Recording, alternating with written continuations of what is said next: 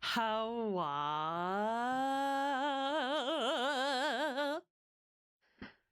Hi, everybody. Welcome to episode 4 of Delta Green Impossible Landscapes. Who's ready for a little mystery?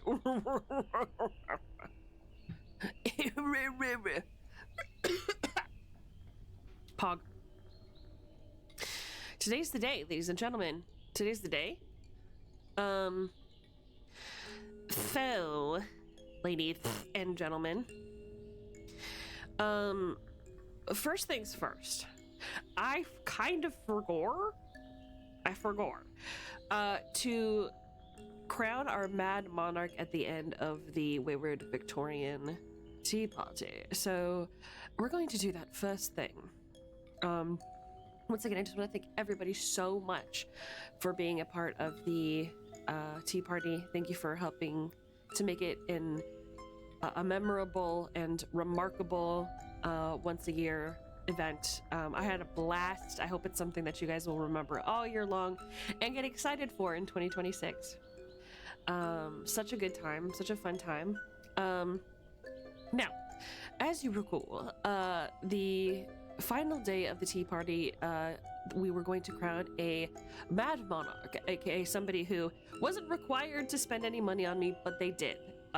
And I made a special little prize for that individual, just as a way of saying thank you. And next year, the asylum will not open until the key is presented by the previous Mad Monarch. Now, who is our little winner? I wonder. Ladies and gentlemen, the winner of the Wayward Victorian Tea Parties Season 2 Mad Monarch Prize is none other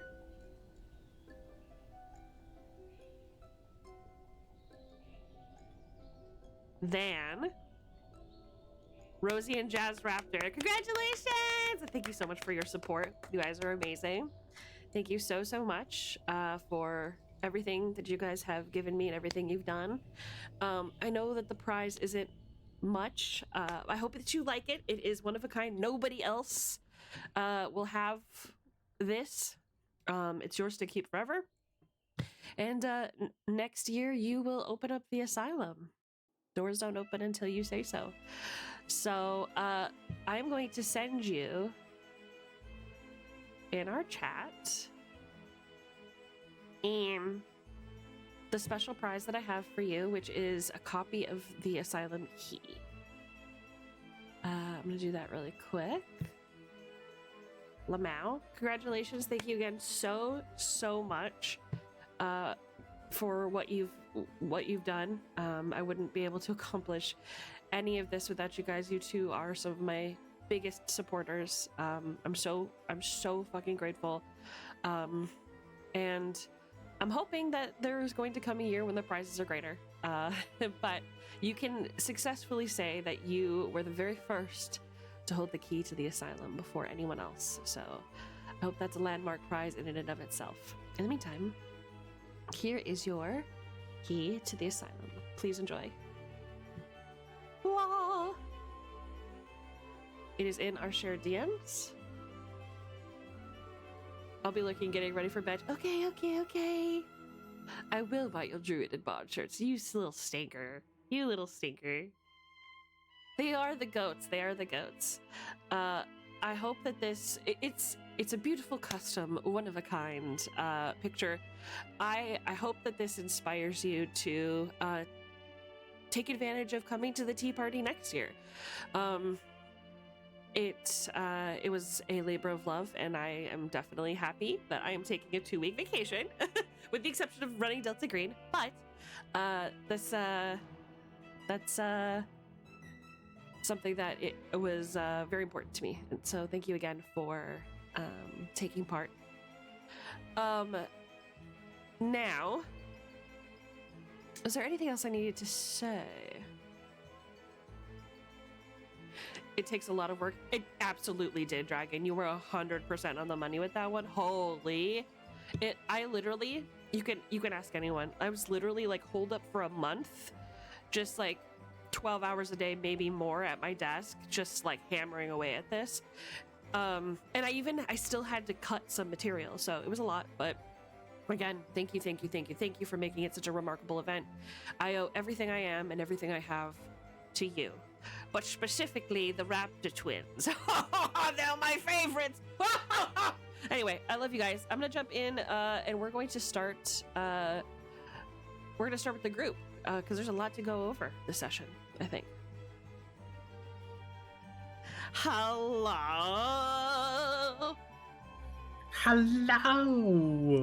Hi. Congratulations, Velociraptor twins. Congratulations. Hello. Yeah. Worth it for that laugh. What was what? It was worth it for that laugh. I got plenty more where that came from. But yes, Hello, everyone. thank you so Beautiful much. chat. Beautiful Delta Greeners. Beautiful DM. I'm so green today. You're green. So green. I am wearing my Tester shirt Yo!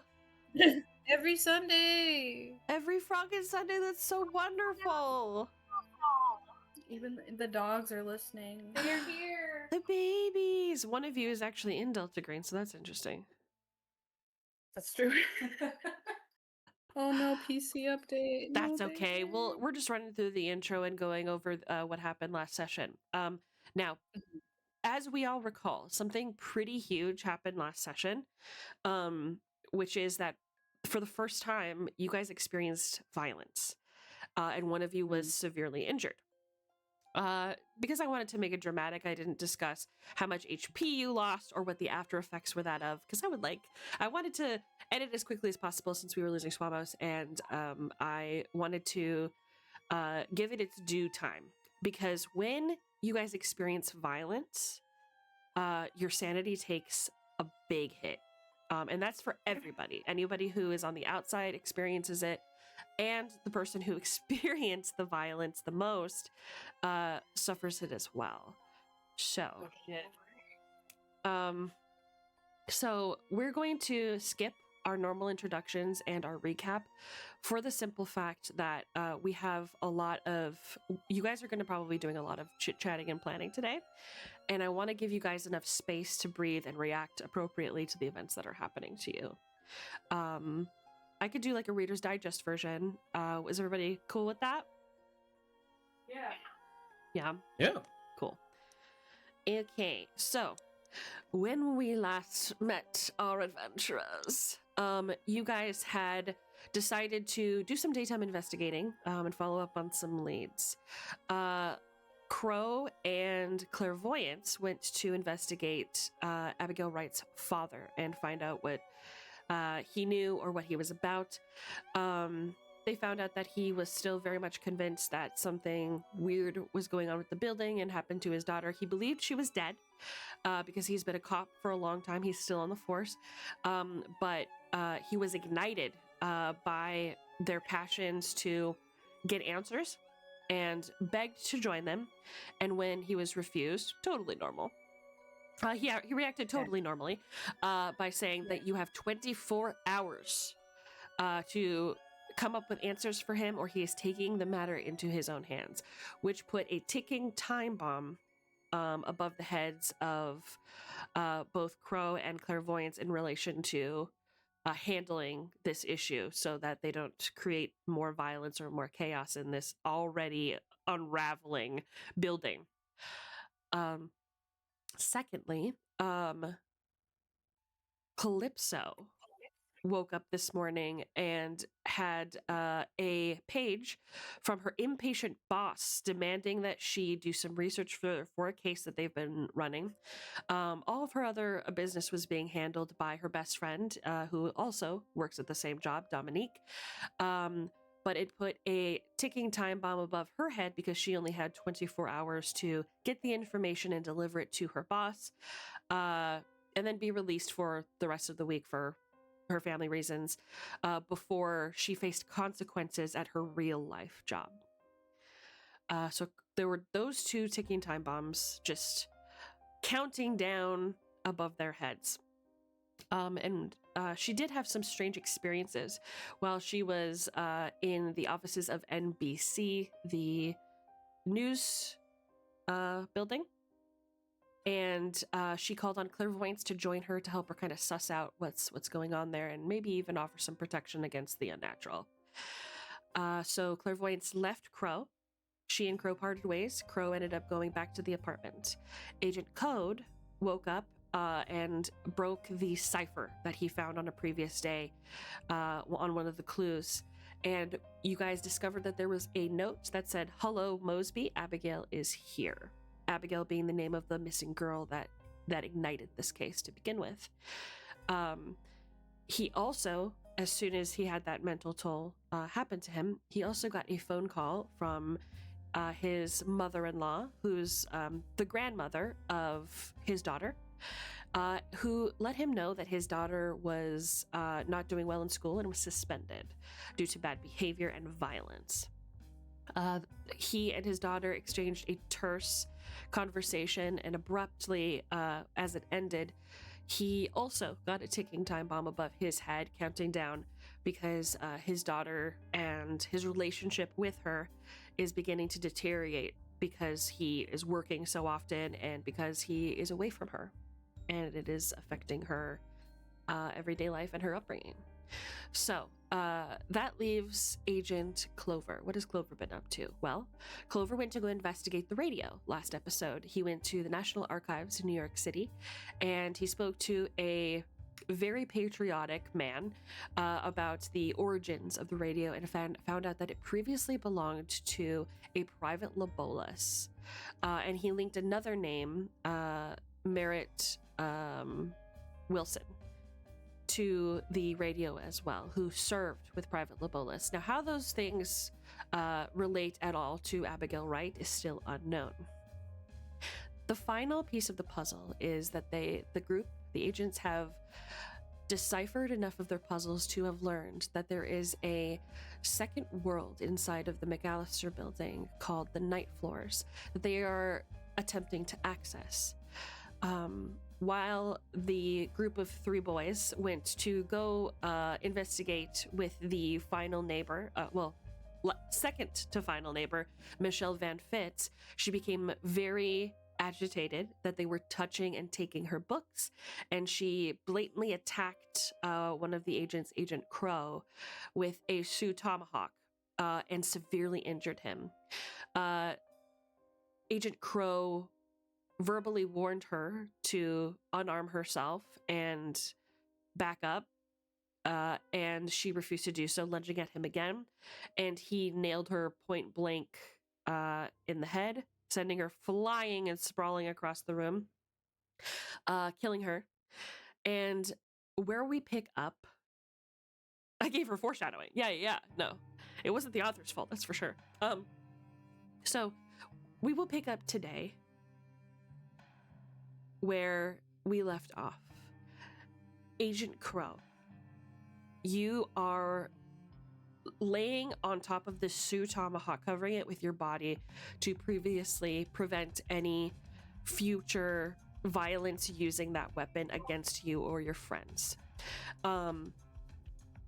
It is that moment that your vision starts to go white and your head feels like it's being drawn down by a magnet. You immediately lose 8 HP. Owie. How much HP do you have? Let me do basic math.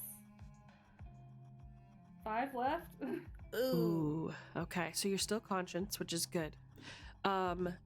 So you are rapidly losing blood. Before we handle the blood loss, I did a little bit more research into the Delta Green system and how sanity works. And I should be doing more sanity checks, but it feels like it takes away from some of our moments. So we're going to cover sometimes what happens when you are up against a wall when it comes to sanity. There are times when you just lose sanity, and suffering violence is one of them. So, let me tell you what that rounds out to be. So first of all, I need Code, Clover, and Crow to immediately lose 1d4 sanity. So I need everybody to roll it for me. And this roll is just for experiencing a teammate become severely injured. Sparrow loses 4 right off the bat. Oof. Rosie loses 4, which makes sense. Swamos looks like he's in denial, which makes sense. So 2 of you lose 4 sanity right off the bat. Have any of you reached half sanity yet? No. No. No? Okay. Good. Missing 11. Jesus. Yeah, you've lost the most sanity, but you were the most grounded out of everyone, right? Maybe? Yeah, you were the one who was like, I don't believe any of this shit. None of this is like, the paranormal isn't real. And now you're kind of having a change to your world. So that makes sense. The tomahawk would do it too. Yeah. Let me see here. So make sure you mark those on your sheets. The next thing that we're going to cover is what you guys experience dishing out violence. This is from experiencing a teammate being violated, right? So actually inciting violence, this is something that you guys will check for. So I need all 3 of you boys to roll a D100, please.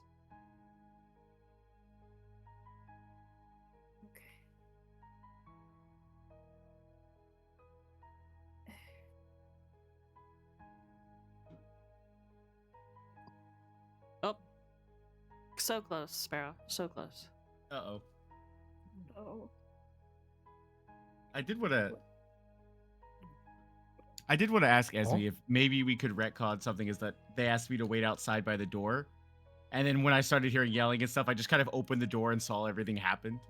Yeah, we can absolutely Like do that. all these changes, I'd still get all these. Just it would make more sense since I wasn't there. Yeah, I agree.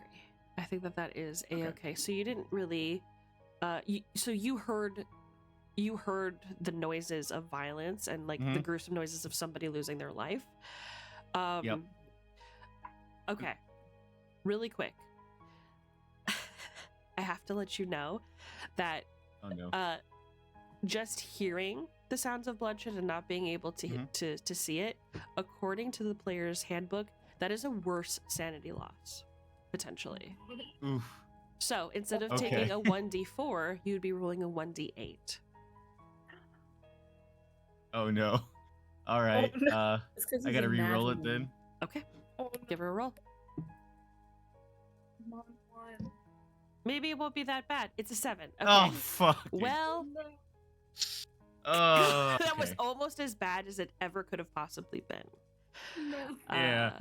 Can I retcon me asking to retcon? No, I'll take the 7. I'll take the 7. Oh god. You guys have been doing really good on your rolls. This isn't that bad, to be honest. It's not that bad. Still standing. You guys are still It's standing. true. Okay.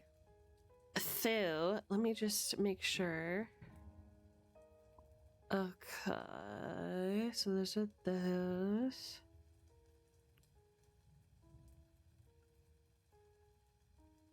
Okay, perfect. Let me check my notes here. You didn't lose consciousness, so thankfully you will not have to deal with that.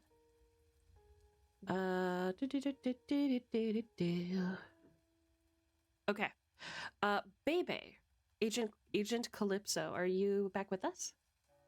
Yeah, I'm here. I was just eating. Hell yeah, you eat, bitch. Okay, so something that I didn't mention, because of the visions of the drowning room that you had while you were walking the corridors, you also lose sanity from that because it is a prevalent supernatural event that you would not be accustomed to in your life, like somebody clairvoyance maybe would. So I need you to roll a 1d6, please. Yeah.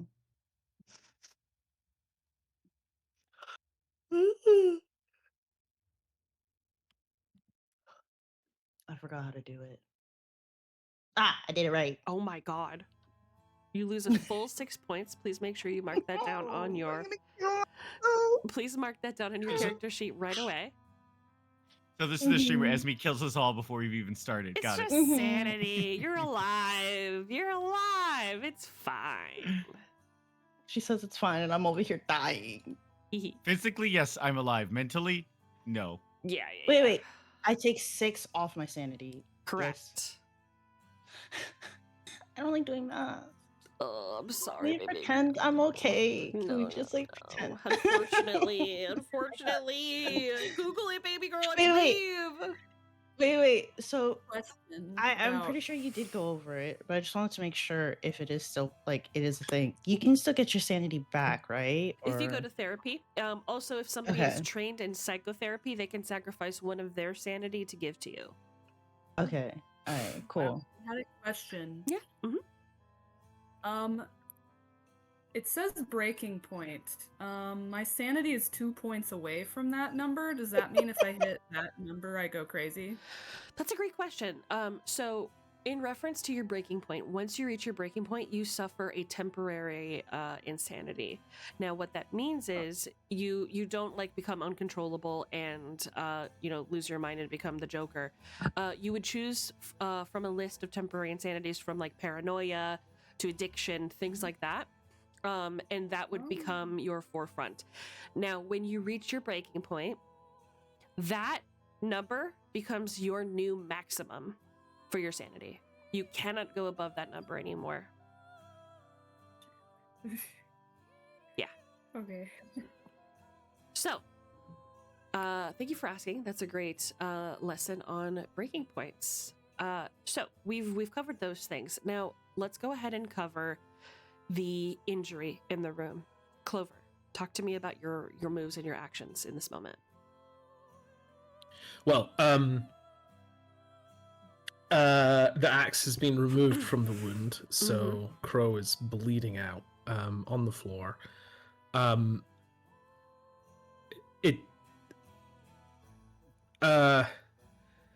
He probably hesitates just for a moment under the shock of Crow, understandably, shooting And killing someone in front of you. Michelle. Yeah. So he's got a moment of there are two wounded people here, and his natural instincts is to make sure they're both fine, but then there's a moment of hesitation as he realizes one of them is just dead. And he snaps himself out of it and rushes to look for like a towel or something. Probably grabs like a towel from the bathroom, and then like calls for Code to help. You get called in after hearing blood curdling noises. You whip the door open. What's your move? I kind of just look around, looking at everything. What happened? I was outside for 5. Oh God, is she? Oh God. All right, Crow, stay calm. Stay calm. Stay calm. Look at me. Look at me. Don't look at them. Look at me. As he's like starting to kneel down, and he's just like rolled up this towel and is pressing it against the open wound. Look, Crow. Okay, it's gonna be all right. Right. I've got a kit in the boot of my car. Code. It's and he like lists out like the type of car it is. I parked it around the corner. Blah blah blah. And he like reaches in and like throws his keys to Code. All right. I'm gonna turn around and sprint as fast as I can. Okay. Put in the car. Big bag. Okay. So what are you doing, Clover? Talk to me. You just have the towel in your hands. Yeah. I'm gonna. You should start by stabilizing the wound as an assist. You don't need to resuscitate Yes. because he is, unfortunately for me, conscious. Yeah. So unfortunate. Very clean. So Yeah. stabilization means there's a wounded character in front of you. So you need to make a successful first aid test, and it will immediately heal 1d4 HP. So your stabilization is going to be just straight from the dome because I understand a little bit of medical stuff. What you're going to do is you're actually not going to want to have grabbed a towel in this example. You're going to want to have grabbed like cotton balls or gauze or something that has a little bit of gumminess to it. So I imagine that you would have busted into the bathroom and you looked at the towel and thought, that's what I'm going to grab, and then realized, no, I need to pack this wound because an artery has been severed and the blood is not going to stop naturally. So what you actually grab is a bunch of those, you know how sometimes ladies or thems in the call who maybe understand this, or people who understand facial care anyway, like there are these like really flat, wide cotton balls, not balls but like pads, and you sometimes will use them to like remove your nail polish or like remove makeup from your face or whatever. You find a huge pack of like 72 of those or something, and they're still all sealed up in plastic, never been opened. You grab them from under the kitchen sink or bathroom sink, and you just immediately go back. That's when you call Code in, and you start packing the wound with this cotton. And it's like the way that you have to do it is you push into the wound as if you're like checking the depths of it with your thumb or your forefinger, and you're packing that with cotton balls, and then with your thumb still adding pressure to that wound, you're doing the same thing on top of with your other thumb with another cotton ball, and you're just packing it in one after another until you're back outside of the open wound, and then you're just holding it down and adding pressure to it. You are watching the thick red blood begin to soak into these heavy cotton pads as Code is as quickly as he can just full sprint down the hallway and making his way down the stairs.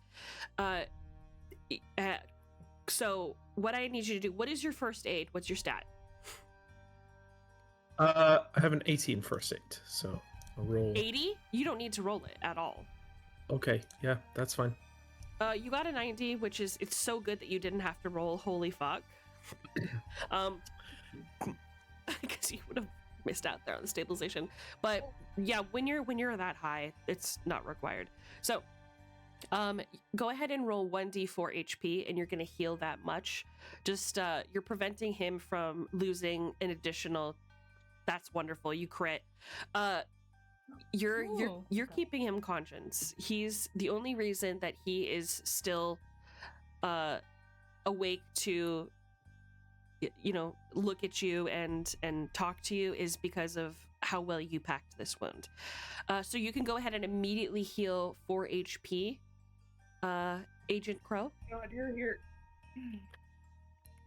Thank God you're here.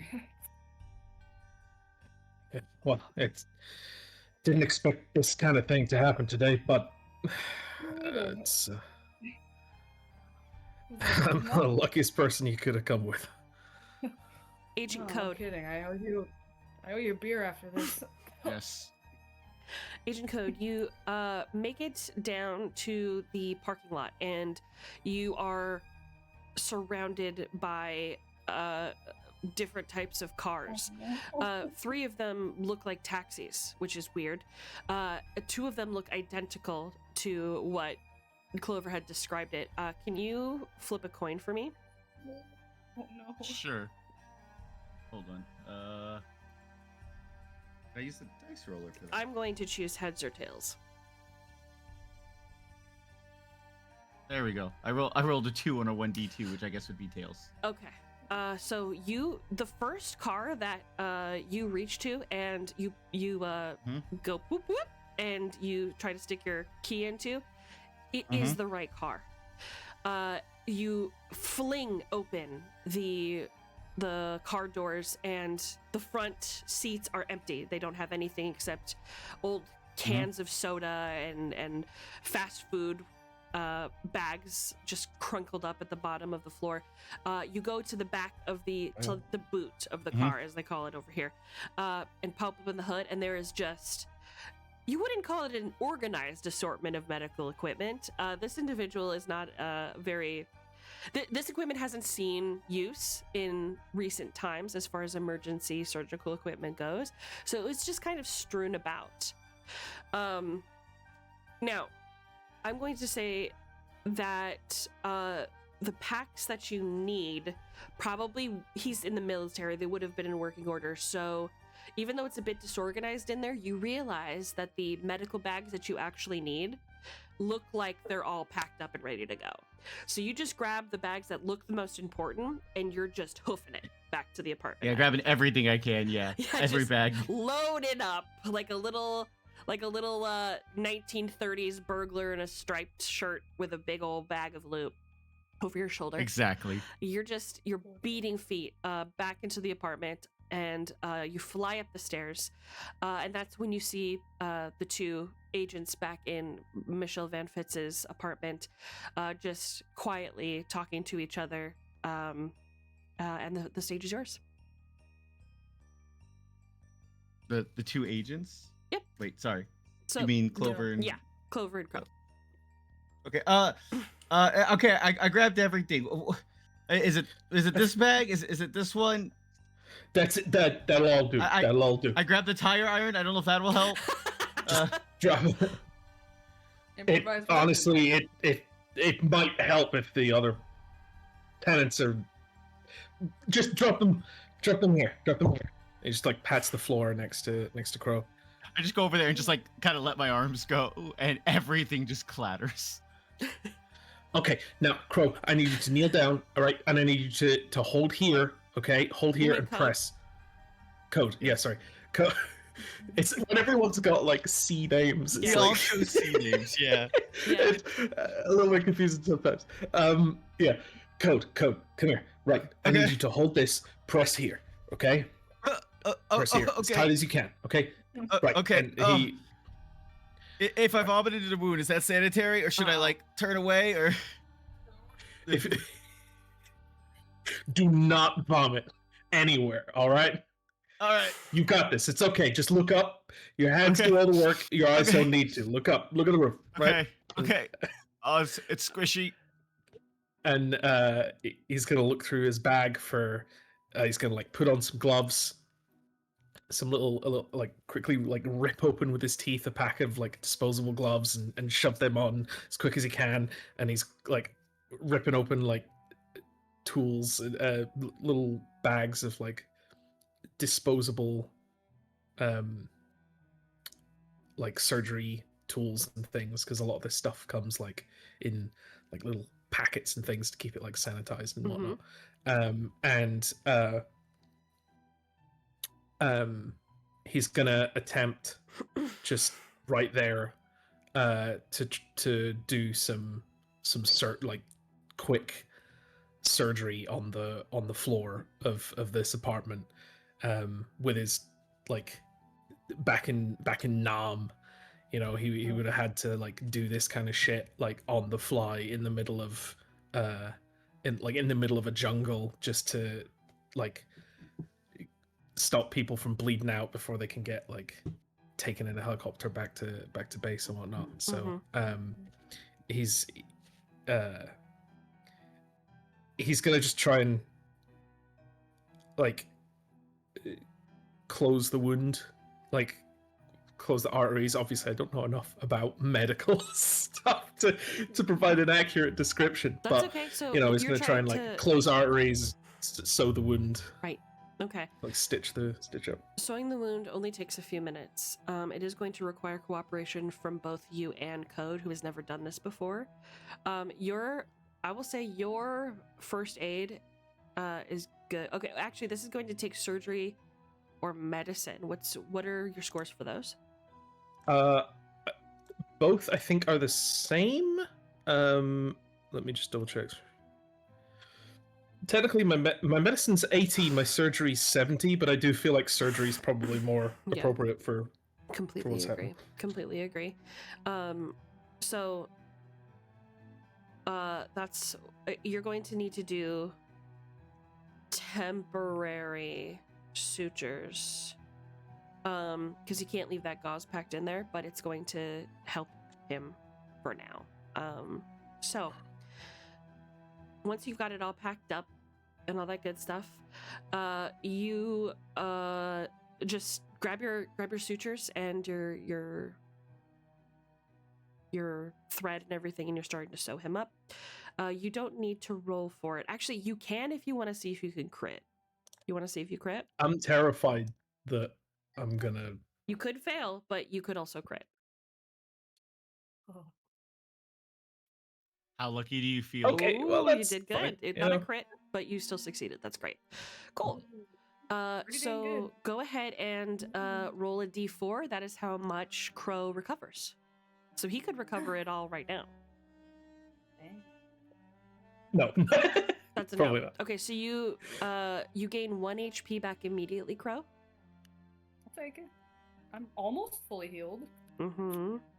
Now, if you had fumbled there, by the way, a fumble inflicts 1d4 HP damage. Yeah, I could. If I fuck up, I can just make you worse. Yeah. Also, if you didn't have these extensive tools that you have with you, it can incur a penalty as well. So you may have had to roll at a disadvantage if you hadn't already been in the medical field and had all your shit with you. Basically, being like field ops medical paramedic is the best thing that you can be when you're trying to actively like help people who have suffered this kind of physical trauma, because it's if you were just like a surgeon, you wouldn't have all that shit. That's back at the hospital. You know what I mean? So Yeah. all right. Crow, you are stabilized. What that means is you still feel incredibly weak, but you don't feel like you're getting worse. And the magnet that's pulling your forehead down to the carpet is not as strong as you are, and you can keep your head kind of up. Now, here's the thing. Has anybody here ever suffered a catastrophic injury that they could have died from before? Real life? Luckily, no. In real life, yeah. No? Right. Thankfully not. So we've all seen the movies. People go through injuries, and then what usually happens after the injury? Shock. Rehab? Shock. Oh. So, what I need you to do is roll another sanity check from helplessness. Please. It's a check, so you don't automatically lose something. If you pass, then you just suck it up and you keep checking. Is it D4? It's a 1d100. Okay. Oh god, please. Okay. How did you do? 55, What's your sanity score? 54. Oh. Okay. The dice hate me. Your dice hate you today. Hey, congratulations! Thank you so much for your support with the tea party. Oh my god. It's been so much fun. Can someone help me? You're a Can, really like, good someone job. slap me or something? So you Well, you can't. just went through a traumatic event. Yeah. This is natural. So, here's what happens. You go through that and you're like, okay, I'm gonna be okay. I'm gonna be okay. And then that's when it hits you that you are having an experience that you thought was impossible. You are surrounded by books that shouldn't exist. You killed somebody who should have never gone mad. And the last 2 days have been the most horrific and life-changing that you've ever had in your entire life. And coupled with the pain and the sound of your own heartbeat and the waning droning of white flashes that temporarily cover your vision every once in a while, you don't think you'll ever be the same after today. So, we get to choose a temporary insanity for ya. Somebody had to I'm be the so first, excited. right? Okay, so I'm so pissed. here It's a disorder, technically. it's a disorder, Sucks. right? I would Temporary play it up, I would insanity is like listen. a different. No, but- Right. Ugh. I'm so mad. So here are That's your disorders. You can have acute episodes, which means that you kind of like explode when things get bad. It says each disorder suggests triggers that bring on acute episodes. Episodes last longer as long as your agent is in the crisis or in the presence of the trigger. So think of it as like PTSD, I suppose. Yeah. Okay. Actually, you know what? I don't think that makes sense for this. So sample disorders from violence is its own thing. So there's addiction, depression, intermittent explosive disorder, ligrophobia, fear of loud noises, paranoia, PTSD, a sleep disorder, totemic compulsion, which means that you believe that something that you possess is lucky and it has to be with you at all times. And those are your options. What are you feeling? Like, let's go shopping for disorders. How do we feel? I feel like PTSD wouldn't make sense because I'm the one that shot somebody. Well, Like the trigger or like the loud noises being a trigger. I think depression or insomnia would be the most fitting. Okay. Let's 'Cause look I at freaking killed somebody. True. So paranoia is a state of extreme suspicion in which a fear of invisible enemies pervades one's worldview. So if you lose 2+ sanity in any single roll, you'll have an episode. So unless you find a way to stifle your paranoia, you can't trust or rely on anyone. And every event, every disagreement or source of suspicion is a clue to a conspiracy against you. That's paranoia. And you said the other one was, what was it? Sleep disorder? Oh no, the ones Depression I as well. thought made sense were depression and insomnia. Oh, I'm sorry. I totally fucking misread them. Sorry. Okay. Okay. Depression. We all know what depression is. Who here doesn't have depression? Do I need to go on? Acute depression means a total despair and a crushing inability to get anything done. It sometimes takes the shape of overwhelming guilt. So an acute episode is triggered by reminders of past traumas that you might have suffered or inflicted onto others, which come in the most surprising forms and moments. During one of your episode, each stat or skill test costs you 1d4 willpower. So you will lose willpower to get through it and just get it done. that's so true. What does insomnia do? Insomnia. Every time your agent tries to sleep, you have to make a sanity test, and if it fails, you wake up repeatedly in terror and can't regain any willpower points for 24 hours, which means that you could become exhausted, which is a whole nother stat thing.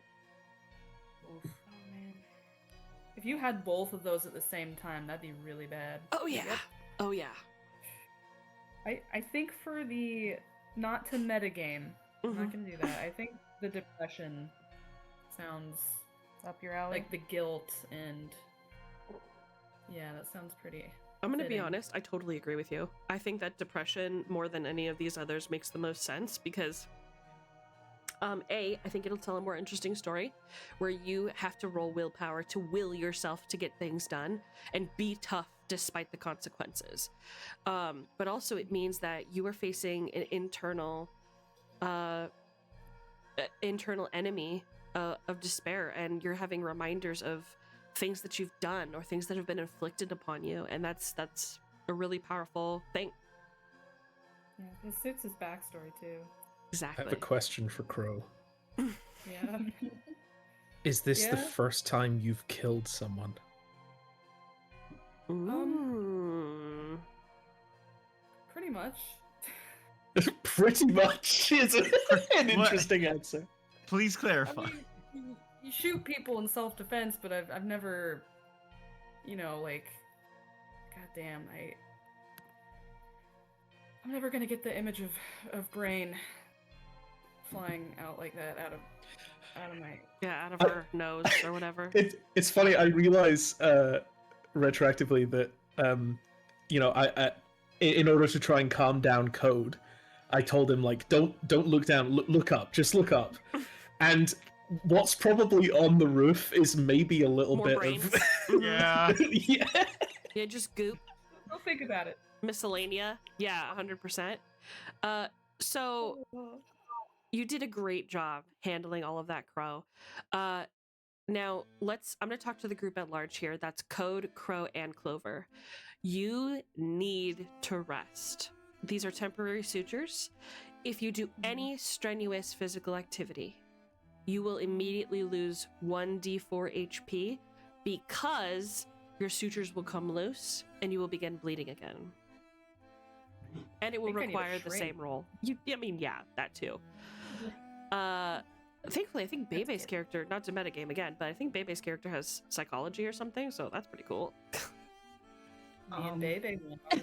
She can sacrifice some of her sanity, if she wishes. If Whoa, you're whoa, nice. whoa, Great whoa, idea. whoa. What do I get out of this? You can't just be offering my services for free. I don't know about that. Give you puppy dog eyes. We can talk about it. We'll talk about it. Insane doggy eyes. Not insane. Depressed. Oh, God. yeah, okay. Mm.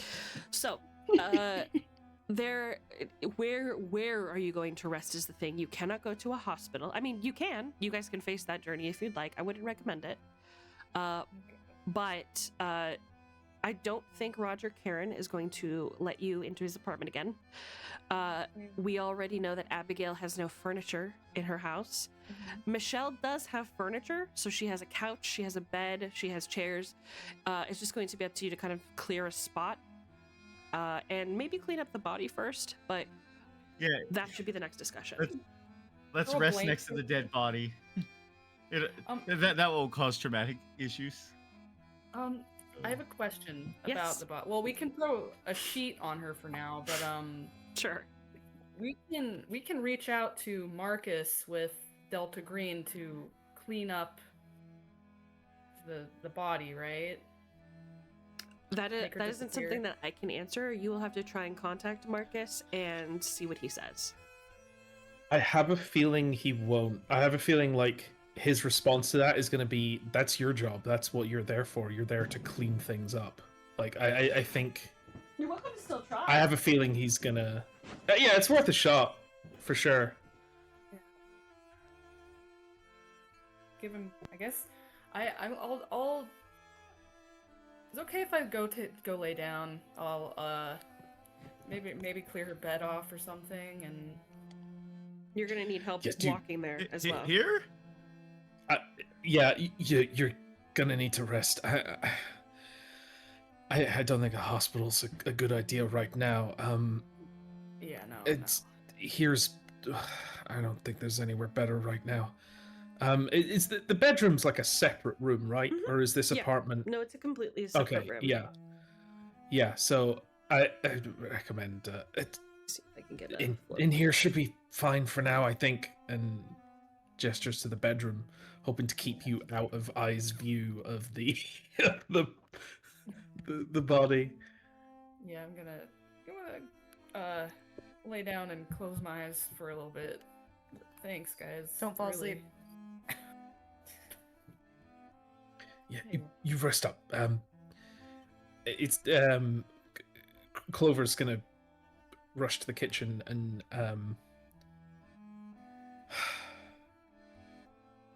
I mean, adding more DNA to the scene is probably a bad idea, but like shit's already fucked. Yeah. This whole situation's fucky. So he's gonna grab a glass, fill it up with some water, and then bring that to Crow. And just like put that next to the bed. Mm-hmm. I'll probably just help Crow take a drink of water. Mind you, you've got one working arm. Yeah, I'll be okay. I got a pulse.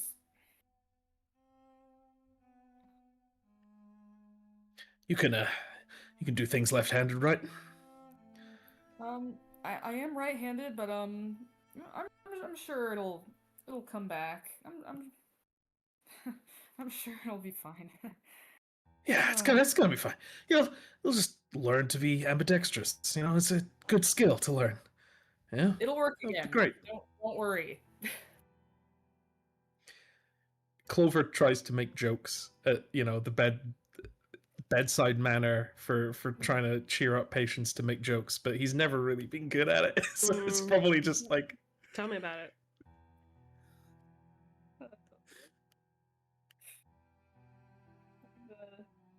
Take a drink and try and get some shut eye. Hopefully, closing my eyes won't bring it all back.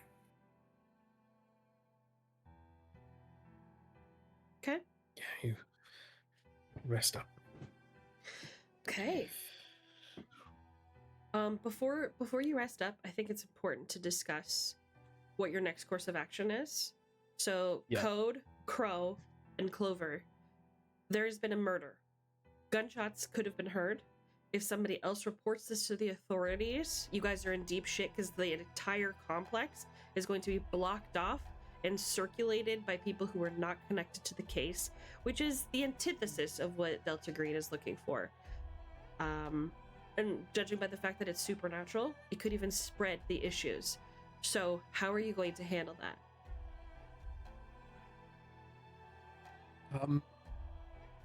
I mean, the first problem is the gunshot. Mm-hmm. So, other people in the apartment will probably have heard the gunshot. Well, most definitely have heard the gunshot, I'm sure. And then there's the problem of When like people in the street hearing the gunshot, maybe. when I ran to get the bag, were there any people in the hallway or anything? Nope. Nope. Nope. I mean, when I get your bag, no one came out and was like looking or anything. Okay. That I don't. newspaper clipping did say this was a troubled neighborhood, so perhaps You're just keeping the rent low. perhaps we right? might have gotten away with it. Yeah, perhaps we might have gotten away with it. Did we go around and like knock on the doors and say there was a shooting outside and to stay inside to be safe? Is I kind of look at myself. Is there any like blood splatters that have gotten on me? Oh yeah, you and Code are covered in blood right now. 100%. Okay, fuck. The temptation to have Code roll more sanity is very strong. I might do it. I'm still convincing myself. Code though is clean of blood, so No, he's not. He was holding No, a pack. his Yeah, he hands, right? Yeah, he'd have it on his hands though, but He might can have wash it- also been leaning in the blood on the carpet that had soaked through from Crow. But what are you trying to say? What are you getting to? So, if Code, Code, you wash your hands, clean yourself up. You can. Okay. Where should I do if you that? can go. Right, bathroom is through the, and you point towards the bathroom and wash your hands, clean yourself up, and you go knocking on the doors. Right, stay calm. Right, stay calm, compose yourself, and if you could knock on the doors and ask if you've heard any trouble, you just start acting like you are the response to the gunshot. Okay, Flash your badge. Okay. flash your badge and ask if they've heard any trouble. You got a report of something. I'm gonna pause you for a second here. Okay. So that is the neighbors, right? I just want to remind you that you have connections within the police department to discover if anybody's called in a sound of gunshots in this area. So you can still go door to door, but that isn't going to confirm that it hasn't already been reported, and this needs to be priority number one now that Crow's been taken care of.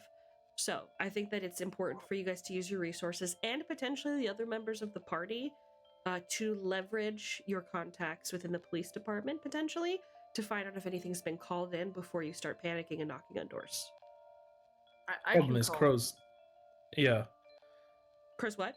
but like, we need Crow to be resting. So like, and we don't. Is there a phone in this apartment? I don't believe that they're. Well, actually, you know what? I think Michelle might So- have a phone, but don't forget you have two other members of your party, both who have pagers, and one of them is also a cop. Just because she's not here doesn't mean that she couldn't get involved.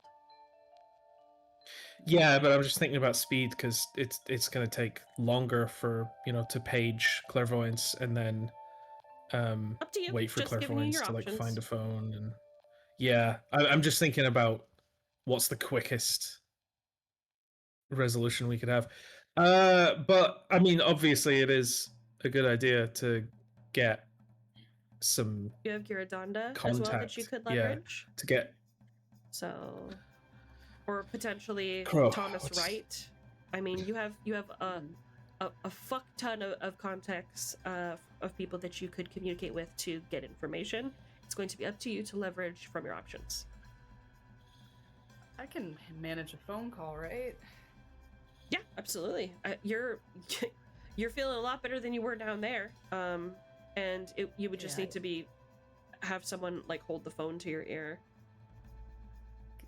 Give me something to do that'll take my mind off this shit.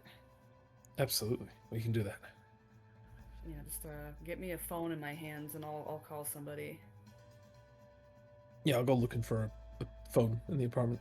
Absolutely, absolutely. So there is a bedside phone. I've decided next to Michelle Van Fitz's like side table. She also has one like in the living room by the front door, just like Roger Karen did. But she does have one in her bedroom as well, so it wouldn't be a difficult reach for you. Okay, I reach over and call my friend the Laura. secretary. Yeah, Laura, my friend Laura. Okay. New York Police Department. This is Laura. Hey, Laura, it's Griff again. Hey, Griff. Hey, are you all right? You don't sound too good. I fell down some stairs. Just a little flustered, you know. You it fell is. down the stairs. That's pretty funny. Yeah, laugh it up. I wanted to ask you something. Has anyone called in about a gunshot? Gunshot. Hearing gunshots in insert address here. Around that area? I mean, there's always something going on. You want me to check with the boys? Yeah, if you could check. I'm in the area, and I want to let you guys know that it's a false alarm. My gun went off. It's when I fell down the stairs. Your gun went off and you fell down the stairs? It's God, I'm so embarrassed. You didn't have your safety on when it was in the holster? I know. It's all on me. I fucked up. I just want you guys to know that nothing happened around here. Okay. Not to get all worried about it. Let you know that don't send no guys. I'm down here right now. I can. Are you sure I got some everything's guys okay, here with Griff? me. That sounds very out of character for you to have you wouldn't to keep your gun off the safety inside your holster? You weren't injured, were ya? I hurt my arm a little bit, but it's from being a dumbass, you know. It's been quite a day. It's been quite a day. Okay, I'm going to see. Do you have any persuasion? God, I hope so. Let's see. Other than the fist kind. I have 40. Okay, roll it. Oh, good God, please, dice. Don't Please love her today. screw me. I'm so fucked. Okay. You need to get 40 or lower. Oh no. Don't worry, you see. guys will all suffer the same fate. It's just Rosie's day. Yeah. Wait, didn't work. Wrong one. Hold on. I can't wait truly to face my fate. Excellent. That's the Oh, yeah. oh God. It's a good thing she has a crush on you. Yeah, that's what I'm thinking. Okay, Griff. Well, you're lucky I like you, or I'd be a little bit more chatty about this. Hold on, I'm gonna check with the boys and see what's going on. Yeah.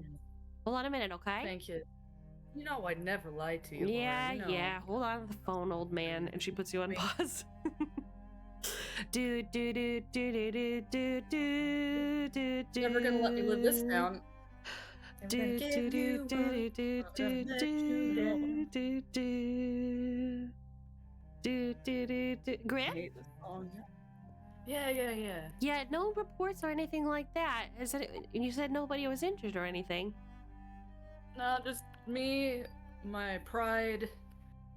Thank God. I didn't want you guys wasting the gas. You know how crazy prices are right now. Uh-huh. Okay, well, you better watch it out there. It's a tough neighborhood, and last thing that the NYPD needs is more of a bad name. Don't go shooting anybody. Don't I know it? You know I won't. You know I won't. I have like this dead look on my face saying that, but Okay. it's like dead inside a little. Anything else I can do for you, Griff? Oh no, Laura, just take it easy. You be safe too. You're so right about bad neighborhoods and all that. Just take it easy, okay? Take care. I will, Griff. I'll talk to you later. Be safe out there. Yeah. You too. Bye-bye now. And she hangs up. If that was me, I would have accidentally said I love you. I love You you. Done that Beautiful many woman. times. I always get afraid of doing that with a client. Yeah, I totally understand. Okay, good news. No one has reported anything. Gave them a fetter of bullshit story that it was me and rookie mistakes. So hopefully that's that, and we just need to get rid of this body. Okay. How do we get rid of a body? Yeah, that's gonna be between Clover and Code, isn't it? That's. No, it would help to cover her up first. Just don't look. That'll help. Just don't look. I'm trying to think. Okay, I don't. Okay. Code. I need your help. Okay. Oh no. Okay. Is there? He's gonna go back into the living room, and is there any kind of? Oh, is there like a shower curtain in the bathroom? There is. Okay. He's gonna rip off the shower curtain, and he's gonna throw it over the body, but he's gonna like throw one half over, and then he's gonna try and tuck the other half of it under the body. Okay. And Code, I need your help with this, right? God, I can't believe I'm doing this. Code, roll grab the a legs. sanity test Oh god. for handling your first body. Yeah, the first body. Oh god. So sanity check 1d100, right? Mm-hmm. All right.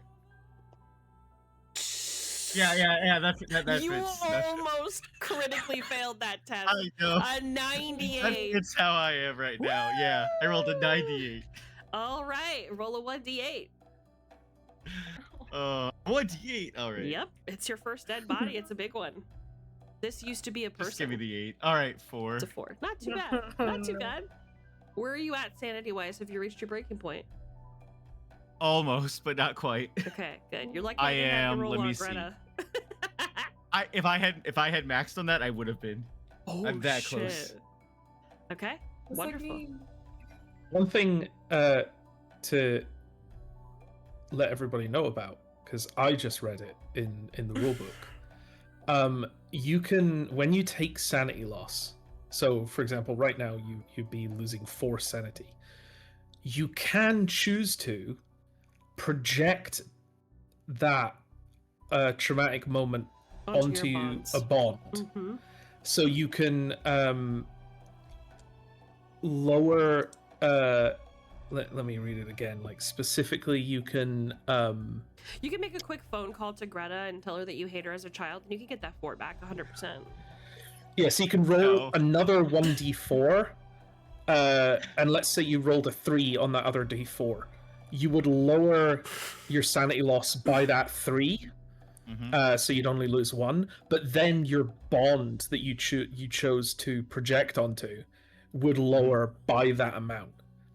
So you can like lower the amount of sanity you lose by also, losing some of your bond, and how that manifests would be up to you. Would you become, would this cause you to become more distant with your daughter, for example, Mhm. or I call it Bill. Bill, I killed someone. What do I do? Oh my god. No, I would not. I'll take the sanity loss Okay. for now. yeah, No, that's fair. Yes, it's always an option to project onto your bonds, but since bonds aren't readily available, we're gonna let it sit just for now until the bonds become available again. Dang, are you telling me I could have called my partner? Yeah, you could have called her and cussed her out for sure. I mean, you still can if you want. Wait, Hey, wouldn't I have to be in her payphone? True. Yeah, you Damn. can call her up and curse her out for no reason, just because you feel like it. It That's won't do true. anything, but it'll make you feel better. When she shows up. Oh, it won't make you feel better because she'll just come at you with chakras and shit. Doesn't sound like it has to be an instant thing. Like you instantly contact your bond. Right. I think it's like the way it's described in like- the book is yeah. like the next time your agent Mhm. interacts with them, decide what shape that projection takes. Exactly. Like I can it see that. could be like every time you look at this person, you're reminded of Or what happened or something like that. yeah. Or for example, let's say I call Greta tonight, and if she's being like, the upset and distant, I could snap at her and be like, here I'm out here working, doing all this stuff to make life for us. I'm not going Yeah. to do that, but that's an example I Yeah. could be. 100%. yeah, it's a fun way you can like just Okay, I put get your it, yeah. character into even more chaos, more heartbreak, and yeah. Yeah, do you decide to become more fragile to spare your loved ones from your trauma, or do you project it on your loved ones and push them further away? It's a tough one. Yeah. This is not a happy ending story, kids. Sorry. You All right, signed up Code. for this. True. Right, lift of the legs. Okay, remember, lift with your back. Like, Okay. don't lift with your back. Lift with your. No, that's the wrong. Remember That's to the lift opposite. your But back and your neck, especially your neck. Okay. don't Ah, lift with your back. back. Loud Okay. cracking sound. And on 3, 2, 1. Lift up. Okay. Okay. Oh god. Are Okay. you guys moving Right, the we're body? taking- You just picked it up and did not communicate Yeah. where she's going? I'm about to say we're taking her to the tub, right? Okay. Back up, and we'll take her to the bathtub. Okay. Okay. You know how to And make just- it like an accident code? put her in the bathtub, because like she is going to still be bleeding, and also anything. There's a I don't know, trail of what- blood from her head to the bathtub now. Like, Well, no, there won't be, because I put under the sheet, the shower curtain. okay, fair enough. Tuck the shower curtain under, just so that You made sure that her head so was that in there can- and everything. yeah, Okay, you got it. She's a burrito. Ah, yeah. Sparrow's louder than me. Oh my goodness. We That's a turn that first. bitch down. Okay, Sparrow, say some shit. Hello, it's Oh. me. We're disposing a body. Maybe we shouldn't you like say? advertise that. I don't know. Okay, is that better? Sparrow, you actually Hopefully have this to is talk. better. Okay. Yeah. Okay. No. Yeah. I'm hopefully this is better. Well, we killed Crow. Okay, so the woman Michelle, she she swung a fucking like machete into Crow's arm. Mhm. And Crow understandably replied with some self-defense and shot her in the head. I didn't mean to. Taylor's all this time. She swung first, so I yeah. wanted to go for arm, but goddamn, Yeah, you crit. goddamn. You crit right between her eyes. The dice hates me. Well, what should we do with the? I point to the. Was it a tomahawk or Yeah, this is machete, tomahawk. or whatever it was? Mhm. Tomahawk on the floor. Do we just leave that, or? Oh god. So okay. Clover's still got his like surgical gloves on. Though they'll be covered in like Crow's blood, so probably don't want that. He's gonna go back to his bag, pull out another pair of like surgical gloves, Mhm. and pick up the machete and move it into the tub and place it in the tub. Okay. So that's at least there.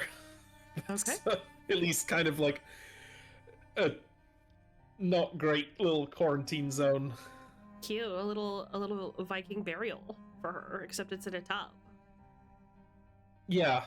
At least like any more bleeding that happens or anything like is gonna go down the drain, and that's Mhm. uh And the smell will be that at least centralized to one zone. yeah. Hmm. It's Pretty sure you Better shit your left pants there after you die, than- so that'll be exciting.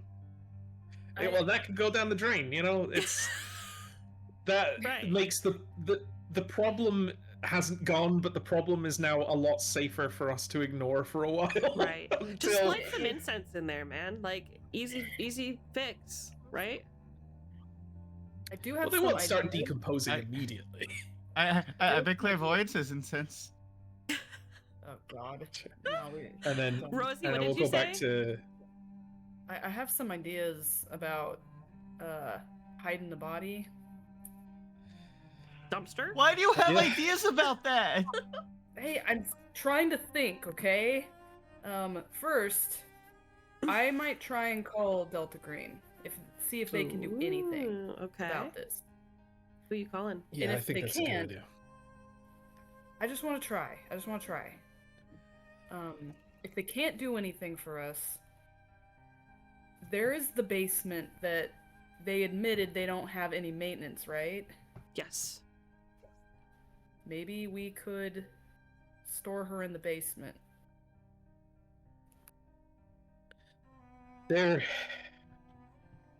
That's a good idea. We'd have to do it at night though, when no one's around.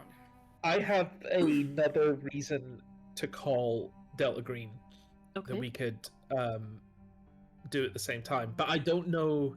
Like, I as a player have the idea, but I'm not sure if Clover would specifically. It's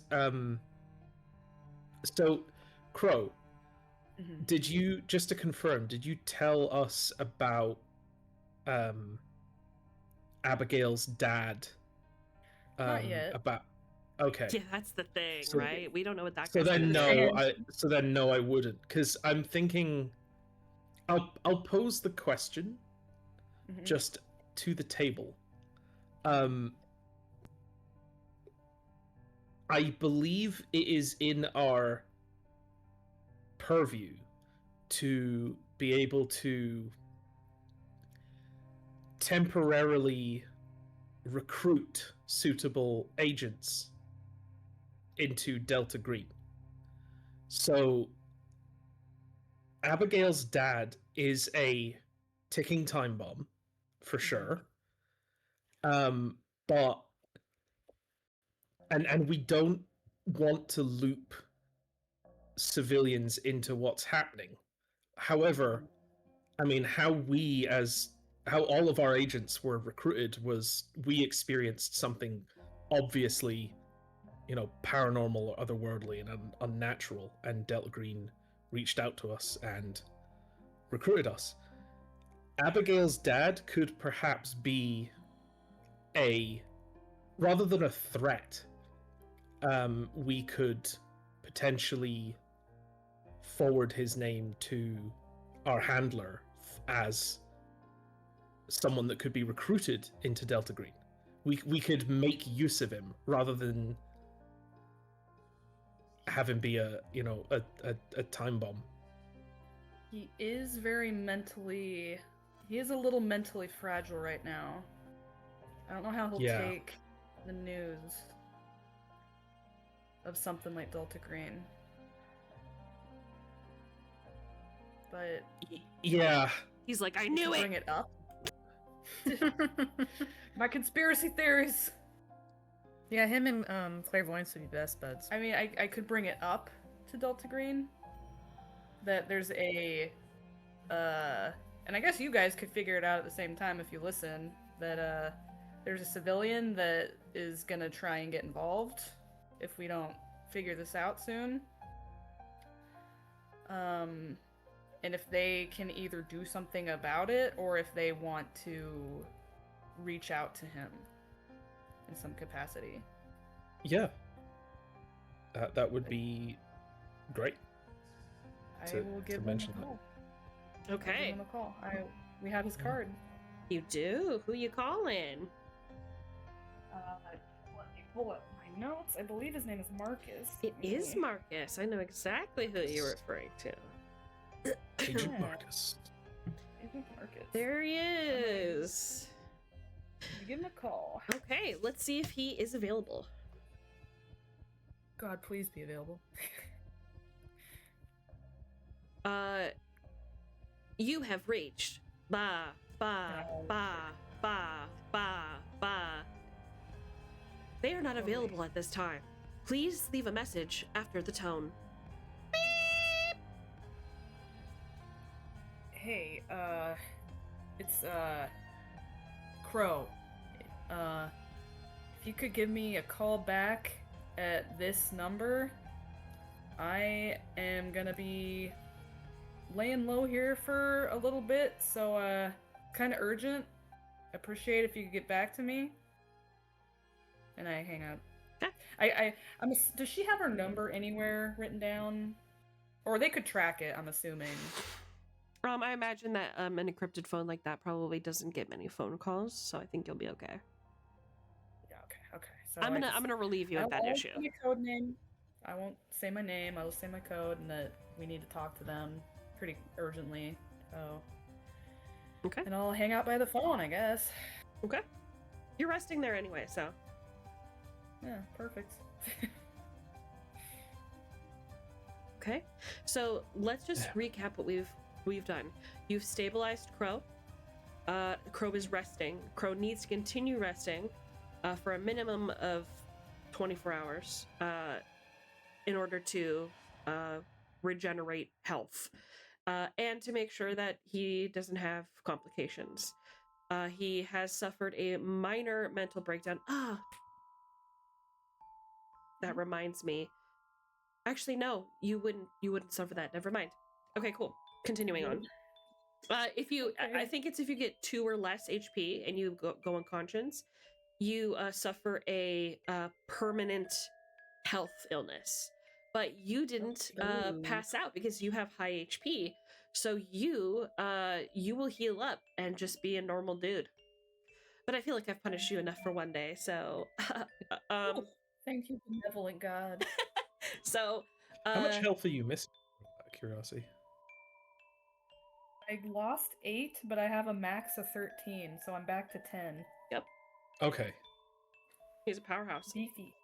So Beefy boy. you move the body to the bathroom to let it decompose in there. Code is questioning his own sanity at the moment, but hasn't quite lost his grip. And you guys have determined from the police department that nobody has called in a gunshot in the area, and you have reached out to Delta Green for assistance. We're going to pause you there, and we're going to move the camera to Clairvoyance and Calypso for now. Hi, ladies. Hi. Thank you for being so patient. These boys are always making such a mess of things. You know how it is. It was actually entertaining to listen to them fumble around. It was cute, right? Mhm. Love them. Put them in the tub. So, Calypso, what are the two of you doing when you meet up? Currently, I show Clairvoyance the pretty little door that had the weirdo kid behind it in the water. Okay, so Because you. that was it where it still there? started. Mhm. Okay, so you two. Wait, was the door still there or did it disappear? I'm gonna No, go the over door's that. still there. I'm gonna Oh. go over that right now. Hold on a minute. Ask me. So, you go. You. Oh my gosh, I'm sorry. The two of you meet up, hi, hello, and you walk through the back door past the receptionist again. And Mhm. Calypso, you are leading her down the hallway. And the hallway is a lot shorter than it was the first time you entered this room. And the rooms all have completely normal names attached to them. There's no drowning room. The water doesn't exist. And the room that you need to continue your research is right in front of you. Oh, so now it suddenly wants to shrink, huh? And Makes it look I need you to roll sanity for me, baby girl. I'm already dying. Yeah, I'm gonna kill you. I'm gonna kill your beautiful ass. I'm gonna put your ass in a trophy and keep it on my mantle and be like, that is her ass. Wait, It's wait, mine can now. can I ask if it's like, I don't know if it's a possibility. Like, let's say one of us does die. Are we allowed to haunt the group? Can we do that? That is something you and I will discuss in the interim. Okay. I just wanted to ask. I was gonna be like, if I do die, I want to haunt them. Well, you won't die from insanity. I would just take control of your character and do whatever I like with her, and then you would re-roll. Okay. Mm. What am I rolling again? Sorry. A D100, and you're trying to get under your sanity number. What's your sanity right now? Fucking 59. 59? Okay. So you want to get 59 or lower. I did it wrong. We're rusty. I forget how it works sometimes. No! Excellent. Roll 1d6 for loss due to the supernatural.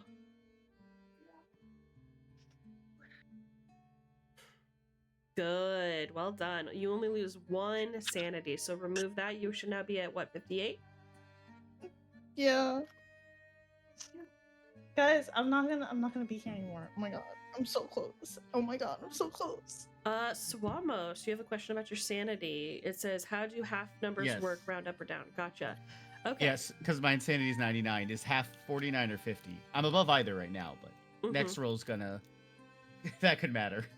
Okay, so your breaking point for your sanity is your starting sanity minus your POW. Okay. Okay, I'm still above it then. Perfect. Perfect. Okay. Okay, ladies, now what? Why do I have to go crazy? I assume the room you were trying to lead me to was no longer here. No, apparently it wanted to play magic tricks on me. It was this door right here on our right. It did not have this new name. It was called the Drowning Room. I heard a child inside. Water flooded this whole entire hallway. I decided it's not worth touching a door that has water coming out of it with a child inside that was crying, laughing. I'm not gonna touch it. So I figured, you know who does know stuff like this? You. And I figured you might be able to, I don't know, figure out what that wants. Well, Because I can't handle it. I believe there could be two possibilities to this, Calypso. The first of which being the spirits or the bad energy followed us from the Abigail house. Or this could be another dimension or whispers of something that could have happened in this building trying to show itself to you, and you are being more sensitive to the the psychic forces as your third eye has been opened. What does that have to do with the child? I don't want to be haunted by a kid. I don't remember us ever having to deal with a child at the apartment before, and I've never had to deal with a child anyways in just my general daily life, so I don't Well, this is a showbiz building, is it not? Yeah, showbiz for like why would a child be haunting this hallway is my point. It's Because like Hollywood has a conspiracy of people absorbing adrenochrome from children by torture. I can't tinfoil hat with you right now. I don't know what you're talking about. Okay. I just know that there should not be a child here. And I need to solve a criminal case, which I have no idea where to even start right now, even though I know exactly what I should be looking for, because a child decided to haunt me and flood the hallway, and I thought I ruined my shoes. Oh, My shoes okay? Yeah, no, my the shoes okay. shoes are the Okay. worry and not the crying child, I see. But the crying child could either be real or it's just a figment of my imagination and I'm literally just going insane. What I do know is real, though, are my shoes on my feet that I need to walk out. You think I'm going to walk outside on this dirty New York floor shoeless? Please. Calypso, Okay, let's have some decorum here, okay? Calypso, I think that we should get you a weapon of some kind. A weapon. A weapon. Yes. Yes. For the ghost child. No, for in case anyone or anything comes for you in a time of need, and I'm not here to protect you mentally or parasocially, paranormally. Parasocially. I am signed up to your OnlyFans, that being said. Yes, it's not existing yet, but when it does. Okay, listen. I know what you're trying to say, but the only thing that has attacked us so far was a spooky ghost dog and now a spooky ghost child who flooded a hallway with water. I don't think me holding a physical weapon can do anything to a, I don't know, apparition. I'm not saying no. I'm not saying no. I would love to have a cute little gun, little pew pew, but that's not the point here. The point is that there's ghosts haunting me apparently. I would like you to sage me, but I don't know how to deal with this right now, and I don't know if I can handle it alone because I don't know what they want, and I know that you know how to do Oprah talks with them. So, I see. Yeah. Well, I can sage you, but the gun probably wouldn't do much against a ghost, but it could do No. wonders for your mental psyche. Probably. It'd be cute. So Maybe I if you could wear had like any purple. sort of protective charm, any good luck charm, anything that you felt could keep you safe, that too would also work in way of a gun. Oh. I don't think I have anything on me. Probably maybe something at home. Can it just be anything? I could give you a luck talisman, but I didn't bring an extra one with me. So for Oh. now, I can give you mine, but I Oh don't know no if it no would no do. no no! It's okay. No, keep yours. It's fine. If something were to happen to you, we're all screwed. You're the only one who knows how to do the juju. It's fine. It's fine. If I go insane, I get an extra day off of work. I don't have to worry about it. I might even get PTO. I'll be fine. I see. Yeah. Yes, that could go under workman's comp. See, exactly. Yeah. Well, I can sage you. And it seems that the danger is past as of right now, but if you are also investigating is it a homicide? It's like a quadruple, triple something homicide. There's just some dude going out. It's always somebody killing somebody out on these streets, and I have to figure out. And they're apparently connected to this here building, and I need some information that is in that here back room. I just figured Interesting. since I was being haunted, or if it happens again, why not keep somebody that knows this stuff, But I would also just take the help in general because, maybe you get maybe the spirits will give you a hint to help me help me solve this my case. Fourth wall question. Yep. Weren't me and Griffin also looking over a homicide? A quadruple Yeah. homicide? Why, yes, you were. Okay. You can like cross-reference. Isn't that crazy how everything feels It's connected wild. in a weird way? It's almost like Calypso, World I is a believe- small place. I believe we have been connected through fate in more ways than one. Because me and my partner were also investigating a quadruple homicide. You mean you're not partner back over at the apartment? My work partner, not my life Mhm. partner. There's a No, very yeah, big- yeah. Yes. You're- No. So we might have been connected even before this case and brought together. Okay, well that works out even better because now we can actually look at the stuff that we need to look at together. Oh my god. Okay, this is great. This is perfect. All right, we need to go into that back room. Did you receive anything at all yet from anybody? Because I don't have my pager on me. I left it. what? I This is have a news to the pager. GM. What happened to your pager? I don't remember what I did with it. You have your pager on you, you stinker, because then you wouldn't have been able to Did get I? in touch with clairvoyance I thought I made to a get phone her call. over here. I could have sworn I was on a phone call. You stinker. Didn't I call her? You did call her, yeah.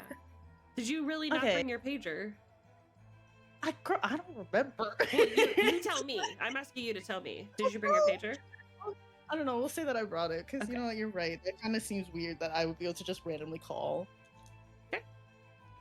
And you are also on a live case. It wouldn't make sense for you, I think, for somebody to Yeah. be. Oh yeah. Yeah. I'm tired. Let me have this. I'm going insane. Okay, my sanity is at a breaking point. Okay, I'm getting close there. Oh shit. No. I'm 6 points away from literally losing my mind. I think it's a little fine if I just don't have anything working right now. Like I'm working on 5 brain cells. Oh my god, same. Oh my god, we're gonna hold hands through this. Don't worry about it. We're gonna be okay. Okay, think- ladies. I So what are believe that we we're- doing? I'm gonna go into that back room, start sifting through information. Okay. Look like it, yeah. So here's how it's going to work. She's going to cut down your research time. Normally, this would take you alone because there's so many files and so much to go through, literally the rest Mhm. of the day. And you can choose to stay Yeah. up if you want to, but you won't need to. It will take both of you a minimum of 2 hours to get through everything and find all the information that you need. So can you guys roll search, both of you? You need to get under your search score, D100. Okay.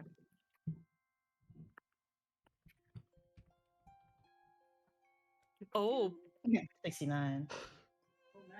nice. 85. I don't think I got underneath. I found nothing. I literally found zilch. Okay. That is insane. That is insane. I'm No, gonna- I didn't find nothing. So wait, what are your searches? Mine's at Mine's 40. Oh yeah, you guys are both at 40. Okay. We're gonna add another 2 hours onto that. So instead of taking you 6 hours, it only takes you 4. But here's the information that you guys come upon while you are away. So what you guys decipher is that NBC used to have a show called The Playhouse here in New York. It was associated with NBC Philco Television here in New York City. You run through a lot of documents surrounding the last episode of The Playhouse. The program's director's name was Gary Topchick, which I will put in evidence. Gary. You found out that he was incarcerated for the murders of several children in the New York area. And he was found insane and committed to a place here in New York City that has been redacted. And then you find one document that gives you the heebie-jeebies the second that you look at it. It is completely redacted, with the exception of the words property of NBC stamped at the bottom. Piles, just like it alludes to piles and piles of pages about typed copies of some sort of play that was described on the Playhouse. And it also describes, let's see.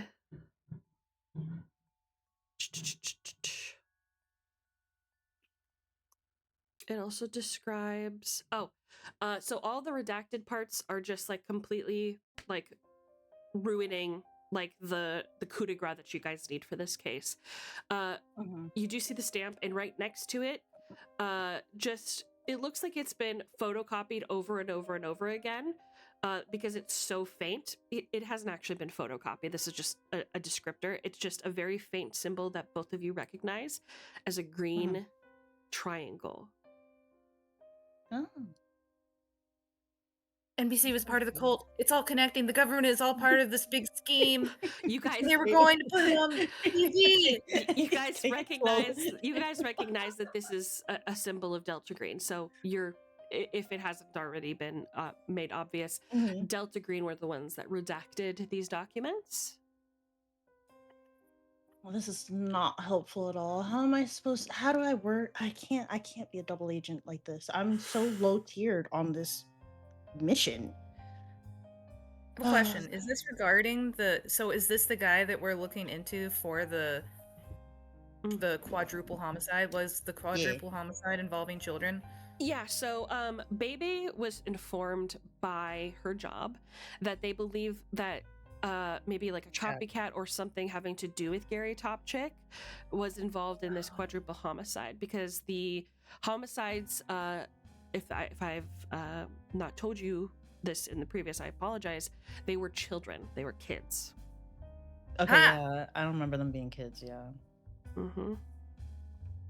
The Adrenochrome. The information about how the kids disappeared and their murder, etc., was really well hidden from the public. Even the NYPD kept it completely under wraps. So that could be why you and your partner never heard about it. But this confirms basically in combination with what Calypso is needing for her job, that is a confirmation that it has to do with Gary Topchick, who I guess murdered a bunch of kids or whatever. And now that Delta Green was involved in these investigations in some way. Was it confirmed that they were murdered, or did they go missing like Abigail? Like, you do not know. Eerily similar. Previously the people that Gary Topchick murdered, they are dead. That is, he absolutely committed those murders according to these documents. They didn't quote unquote go missing. Their bodies were discovered. But the copycat, we don't know. Potential copycat. It could also be something else, but you guys have to guess that just based on what you know, since Gary Topchick was sent to some sort of asylum here in New York, and there hasn't been any word yet. You guys don't have information on if he has escaped or not. So, but the leading theory is that it could be a copycat. Calypso, do you understand what this means? Other than the fact that there's too many redacted documents, yeah, probably. Delta Green had a hand in covering this up. Why wouldn't It's they? connected. No, of course they wouldn't tell us. If this is our first time working with them, I don't It means understand. it's Why would they? Natural nature, Calypso. Yes, but that doesn't explain why these exact files are here. Why would they be kept here in public? Not like quote unquote actual public, but literally any employee from this building could come in here if they decided to and just find these files. Why would they be in here? Because they don't understand what the symbol means. But it's still that the information on here is still. Well, they left breadcrumbs, but also Cookies. these play pages. We need to take these. It's just like the ones in Abigail's room. Do you have a bag? To just pause for a second, it describes on that document the unredacted parts speak about a play for the final episode, but you don't have evidence of that play or any of the paperwork or any of the pages connected to that play. I'm convinced Delta Green probably confiscated it because everyone involved in that play is part of a cult. Yeah, but you can't say that everyone's part of the cult, because what if some people are just like accessories to that? But NBC could be having a hand in a cult. I'm probably It the could be top the head, but I government wouldn't assume too. every single person in this building is working with them. Well, of course not, but they could be involved. They wanted it spread. They wanted the word spread. We need to find out who had access to these files first. If that's even possible. Who even knows? I wonder who filed these don't think away. I don't think it's all connected to the apartment building, but also No, it's no, no. intriguing that there is a Someone. ghostly portal in that building as well. Maybe that's what the kid was. Maybe that's what that door was. Why would it be called the drowning room then? Maybe that's how they killed the children. Oh, wait. Maybe that's how they couldn't No. find their bodies. Maybe they're in the river. In the. That would like you okay. Maybe just help me think about this in a way that would make sense. If you need a quote unquote door, and it had to be a physical type of door, how would there be a door anywhere near a river? Unless you're saying there's a cabin in the woods. It's a portal to another dimension. To a killing room. The drowning room. Yes. I might need to hold a seance of some kind. If I could Right maybe now? get hold of those children. I don't have everything I need right now. I didn't come Ugh. prepared for this. Well, yeah, of course not. No, I paged you out of nowhere. No, okay. Can we... One of us knows how to lockpick, right? Aside from obviously me and my one-time Obviously, amazingness. you with your 1%. Obviously, you the One law expert. enforcement. It couldn't be me. Well, yeah, no. I mean, I was able to do it that one very special time. So I feel like, if we just had like a backup to a backup who knew how to also lockpick, we could probably come in here later sometime after the building is closed. Pause for The a only second. person we'd have to worry about. Yeah. Who are you I lockpicking could and also why? I wanna give you guys some options here so you guys don't feel aimless. So, I could also ask for a warrant. for You what? get a warrant? What information are you guys looking for? Well, no, I wanted to come back into this building so she could do the seance. But like later Ah, at night okay, when nobody so was Around the around. case of Yeah. the quadruple homicide. Okay, so you're trying to get back in here after the lights are off in order to do Yeah. a seance. So the good Yeah. news is the building is already closed. Oh, perfect. We're already here. So the receptionist would have come in during your research and said, "Hey, we're closing up. I'm going to leave the keys here. You guys are FBI. If you guys could close up for me when you leave, Yeah. that would be great." Oh, maybe we could just make a pit stop and grab all the stuff that she needs. Mm-hmm. Question though, what time of the day is it about now? Well, it's been about 4 hours. So And it was about 3 p.m. When the boys got into that apartment and had their showdown. So, see, 4, 5, 6, it's about 7 p.m. now. Is there a Yeah. due date on when you need to do this, Calypso? Because I feel like maybe we should check in with the guys. Technically tomorrow, but I figure I can just take these files. I mean, I'm pretty sure nobody's gonna be missing them. I could just use them and finish up my research later tonight when I get back home. You could also make a copy of them. If there's a photocopier. You could absolutely make a copy of them. At the Mhm. front desk, I'm really concerned about that. I'm worried about the cameras. I don't think anybody's gonna be really looking, but just in case somebody happens to look, I feel I mean, like... they've already seen you come in, flash a badge, and go to the back room, so I think it's a Yeah, little but late that's for like a that. one-time thing. No. They I see could you be- walk in and not walk out. Okay, it's not suspicious anymore. I was worried, but I didn't see her leave, so it's fine. Listen. They had a back door. Oh, They didn't need sure. to. It's fine. Right. Hallways have, rooms You have don't think windows. the back door would have cameras? I assume that some cameras don't work, and usually it's a back door that doesn't work. Okay, I so would want my back door covered. true. So that's where Well, that's where we're paused for a second. I need to go to the bathroom. okay. I will let you guys discuss setting up the seance and decide specifically what I need from you, Jazzy. Is I need you to tell me what exactly your intention is. Like, you have to have a specific intention. Like, what are you trying to find? What are you trying to find out? And like, be very Like, okay. specific. If you are too vague, you won't get anything. But if you're specific and you hold the seance correctly, we'll see what happens. Okay.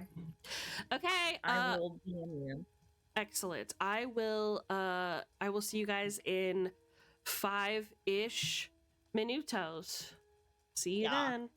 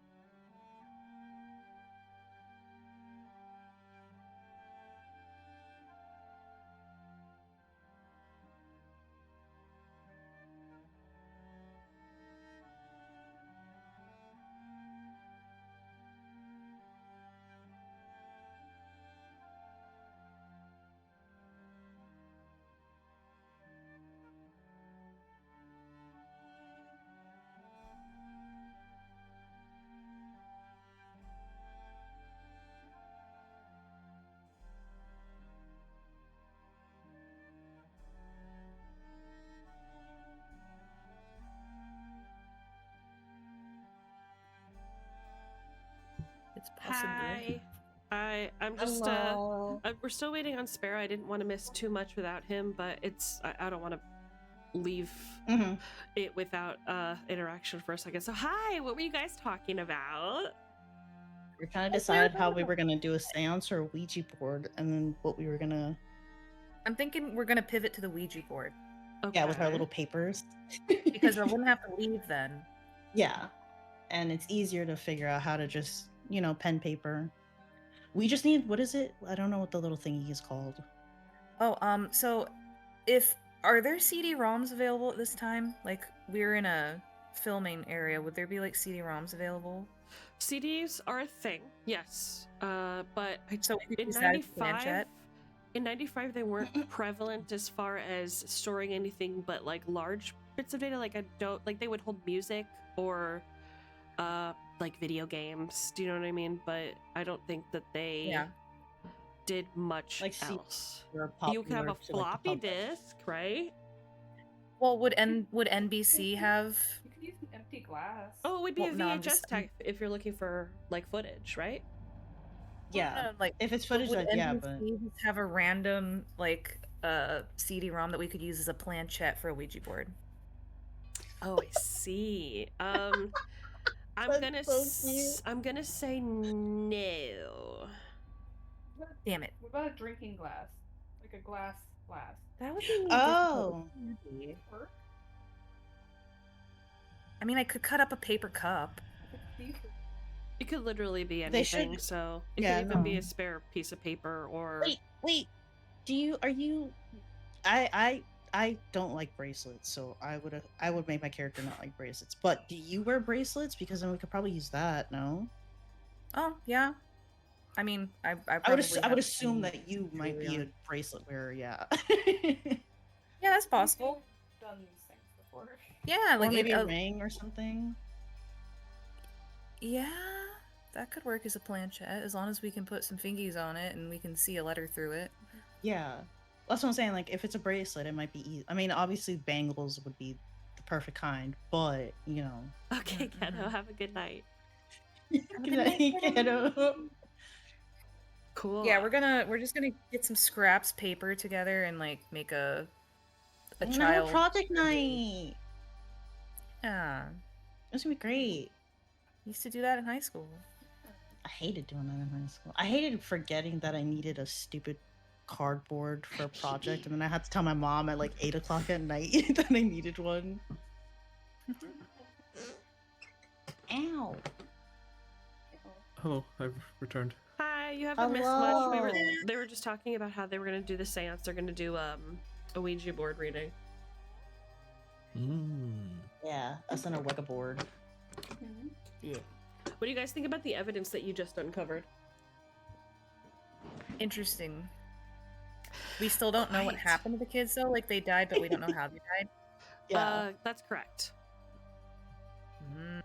Everything, Yeah, 'cause everything is I was- completely redacted. And when you go through news articles and anything connected to the disappearance, why did I say that? To the deaths of these kids, Mhm. if they don't list them. They just said that they were murdered specifically, and then kind of get into colorful wording to kind of distract from what happened. Mhm. So if we wanted the unredacted information because Delta Green took over at some point, could we call our agent Marcus? You could try. You can see if he's available. You could try. I mean, as Okay, Delta Green, it is within your rights and abilities to pull old Delta Green files in most cases. Yeah. Okay, so I could be making a little witchy handmade Ouija board setup Mhm. while I call. Calypso call Marcus on Absolutely. the reception desk. Absolutely. Yeah. Do you so you want to do the wait, you can't do the Ouija board with one person. No, but I can start making it. Oh yeah, 100%. Wait, you can't do Ouija boards alone? No. They recommend not to. Well, I mean, yeah, obviously, but I thought, I thought you could. No. Okay. I don't know how. I've never The used the box- Ouija board. In my I've used it in experience, Phas, that's it. the box says you have to use 2 people's quote unquote energy to open a quote unquote Okay. portal. But there you go. Okay, yeah, no, never mind then, yeah. Yeah. I had to, like I said, I've never, my experience is just in ghost hunting games and movies, so Fair enough. I can't trust movies. Oh, me and Rosie used to actually do it in high school. How did it go? Very interesting. Wow. And ironically, all the ghosts had anime character names. That's I think so they were just using their crazy. I know, They just right? pulled up, they're like, yeah, my What are name the is chances? Naruto. I can't believe we have the spirit of Naruto. Yeah, and they actually did find missing things for us that we really didn't know where they were. We heard you're a weeb. Yeah. They're like, we're gonna help you out. Oh my god, They also predicted that our sister would not be with her loser boyfriend and that she would get another pug, and then it happened. Wow. Like You got magic. a pug? That's wild. Yeah, she had one pug and then she got another one, but she ended up hating that second one, so she gave it away. Wow. No surprise. Anyway, No surprises. Anyway, back to the game. So, Yeah, back to the you're game. creating the planchette. Calypso, you want to try reaching out to Marcus? Yeah, Great. whatever That's- his number is. All right, Put that in. so I'm going to flip a coin and see if he picks up. We're gonna do a luck check. Yeah. Oh yeah, because he didn't pick up for the guys. Let's see if he's a ladies' man. Oh, you're right. You know what? Wait. Let me fluff my hair Hello? for a second. Maybe that'll. Oh shit. Hi. Fuck you guys. Hi, Marcus. Sorry, what? Hi, Marcus. I'm not interrupting anything, am I? Just really quick. Who is this? Erlene. What? You wanna take that line again?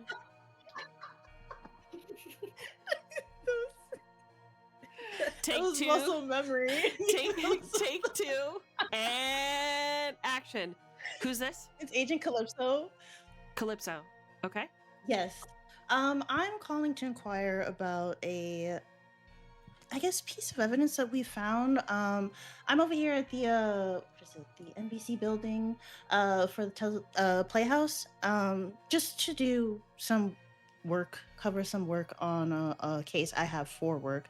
I've come across these redacted files, and I was wondering if it was possible if we could get any extra information on them. It seems to have the Delta Green symbol on it, and Okay. I can certainly try and help you dig something up about the case if I can. What information can you give me? What am I looking for? it's about the children that were killed. What was it? Gary Topchick, possible wannabe killer. T-O-P, how do you spell that? Topchick.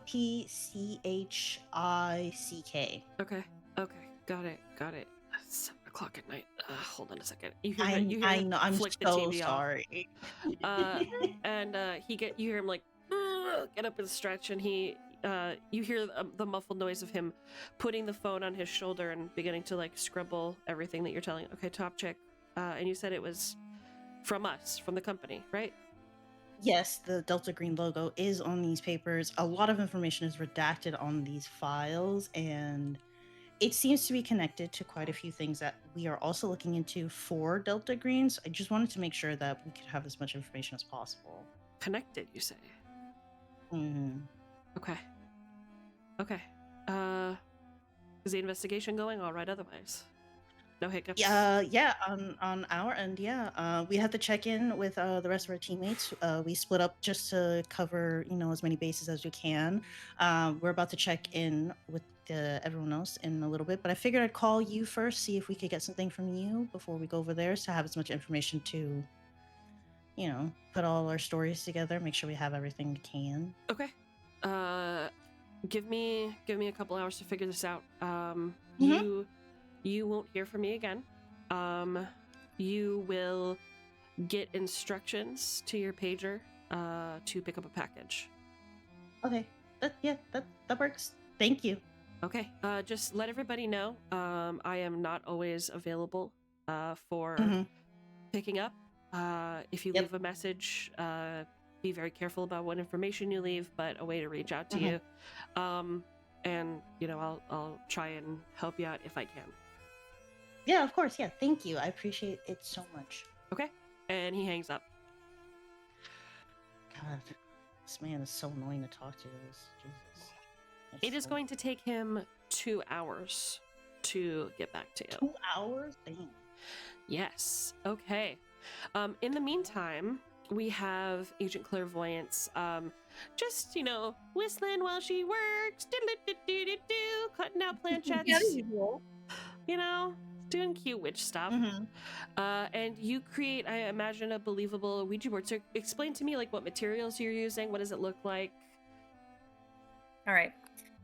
So I found a piece of paper, probably something that someone was just scribbling on. I flip it over and I write up the yes, the no, the A, B, C, the 1, 2, 3, and hello and goodbye. That's also very important because you can't end the session without saying goodbye. You don't want to keep any of that bad information or juju or spirits around in case you summon a demon or something. You need to close the portal.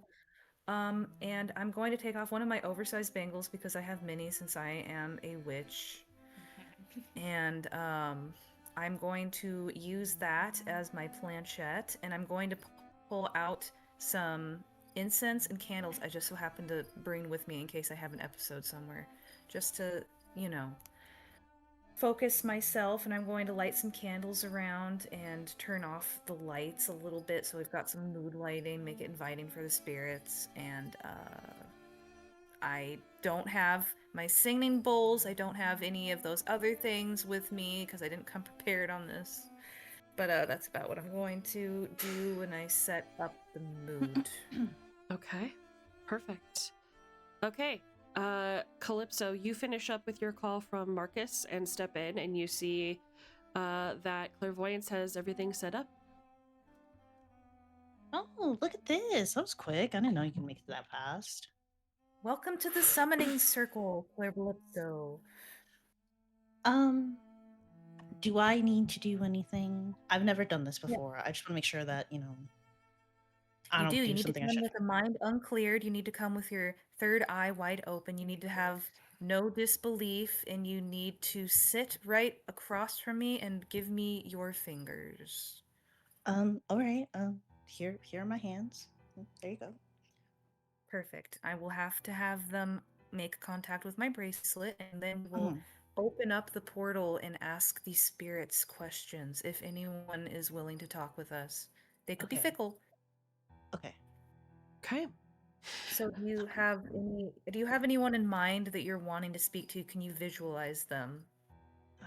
The only one that comes to mind is the child I did not see. I see. That's all I can imagine right now. And she's pretty The one vivid that in my was mind crying? right now. It's the only thing that's like coming to mind when it comes to any questions I have. The child from the drowning room? Mm-hmm. Okay. What's this? All right. So we will meditate for 1 second, clear our minds, open our hearts, open our minds, open our souls. Show them that we mean no harm, especially if they're children. They might have an issue with adults after what happened. All right. Let's begin. Okay. Hello. Uh-huh. Sorry, go ahead. Oh, I'm just saying hello because there's a hello on the board. Okay. So you just begin by moving your fingers to the word hello, right? So we circle our little planchette around. We say hello to them. It's polite. Are there any spirits here that want to speak with us? Okay. Can you roll a cult for me? Of course, I have an 80. Great. Okay. Then the last thing that remains. Does Calypso need to roll?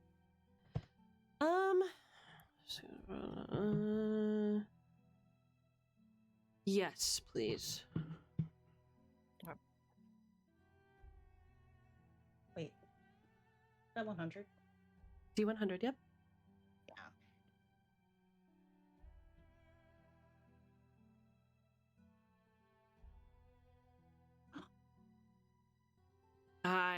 Nice. Out of 50. Okay. Okay, you said that there's candles in this room, right?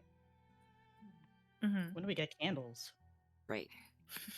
So, They were in my bag. Oh. so I carry some things with me. Mm-hmm.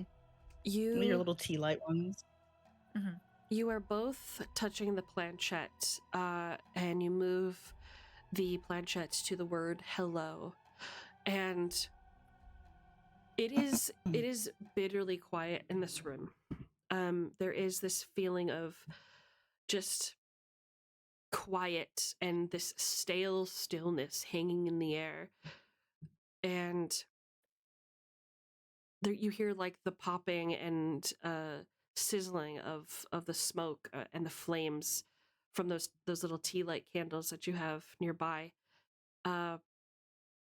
and it takes quite some time. You two kind of meet each other's eyes awkwardly and just kind of like give an awkward chuckle once in a while you just wait for the planchette to move. And I'm going to say this is going to determine who begins. Oh man. Okay. Clairvoyance. You Oh my god. you are staring at this planchette because everything has been so responsive to you when you were inside of the McAllister building, but now that you're here, you kind of realize that internally you've kind of begun tracking it as like a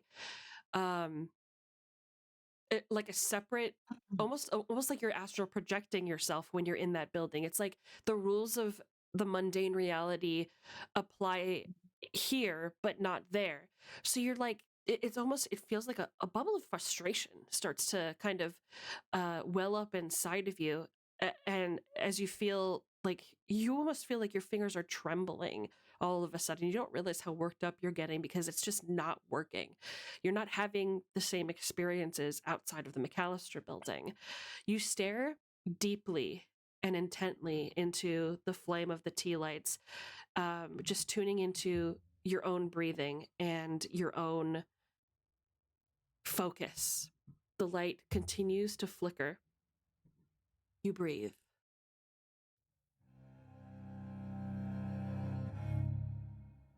All of a sudden, a curtain of smoke surrounds the both of you. It completely blocks everything from the outside, almost as if it's a response to your wishes and the things that you're asking of entities beyond. You hear and feel the splashing and trickling of water around you, almost as if it's raining outside, or perhaps there are small creatures jumping from a great height and landing in a splash nearby to soak you. And as for Calypso, you notice that Clairvoyance is staring intently into the fire, and all of a sudden, everything just becomes bathed in this comforting warmth, this like intense feeling of being encapsulated by water. And at the same frequency, Clairvoyance has become obscured, almost as if she is far away in the distance in this deep ocean.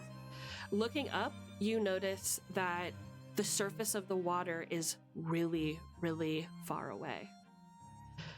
You struggle to reach the top of the surface of the water. And Clairvoyance, what you're seeing is you catch the eyes of Calypso, and there is this sudden look of sheer panic in her eyes as she begins to dissolve into the smoke. It's that moment that you begin to hear the strange sound of children laughing. Mr. Reed being... I didn't expect the narration, but go off. And so embarrassing. And you no thanks. Sorry, I need to not look at chat while I'm doing this. You realize that your body is covered in these fine fur robes dyed a deep royal purple and magenta, and you feel just euphoria and excitement, and you can't help yourself. Your hands lift off of the planchette and reach towards Calypso as if to reach out to her.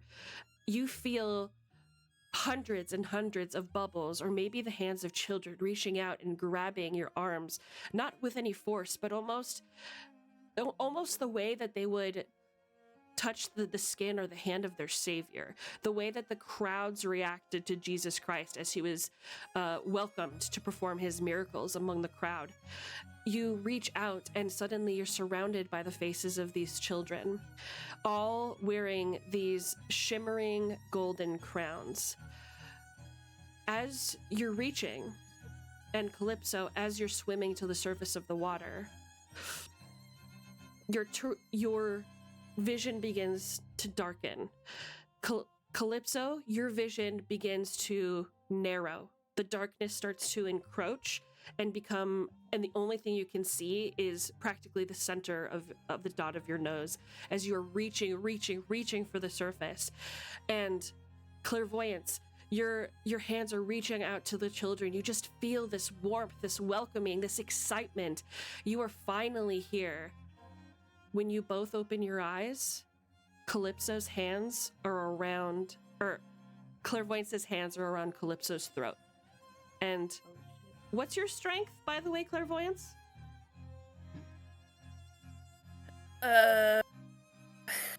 Let's see. Like the score or the times 5? What is your score? 14. 14. See. That's interesting. Okay. When did you start working out, man? Huh? So a strength score of 13 to 16 gives you a +1 to damage. Oh. So you're using your bare hands. So you're gonna roll 1d4 -1 normally, and then you have a +1. So you're just gonna roll a d4 for damage against Calypso. And Calypso, Okay. I need you to also roll strength to resist. But So it's gonna be 1d100 for Calypso. For me? Oh, yeah, okay, yeah.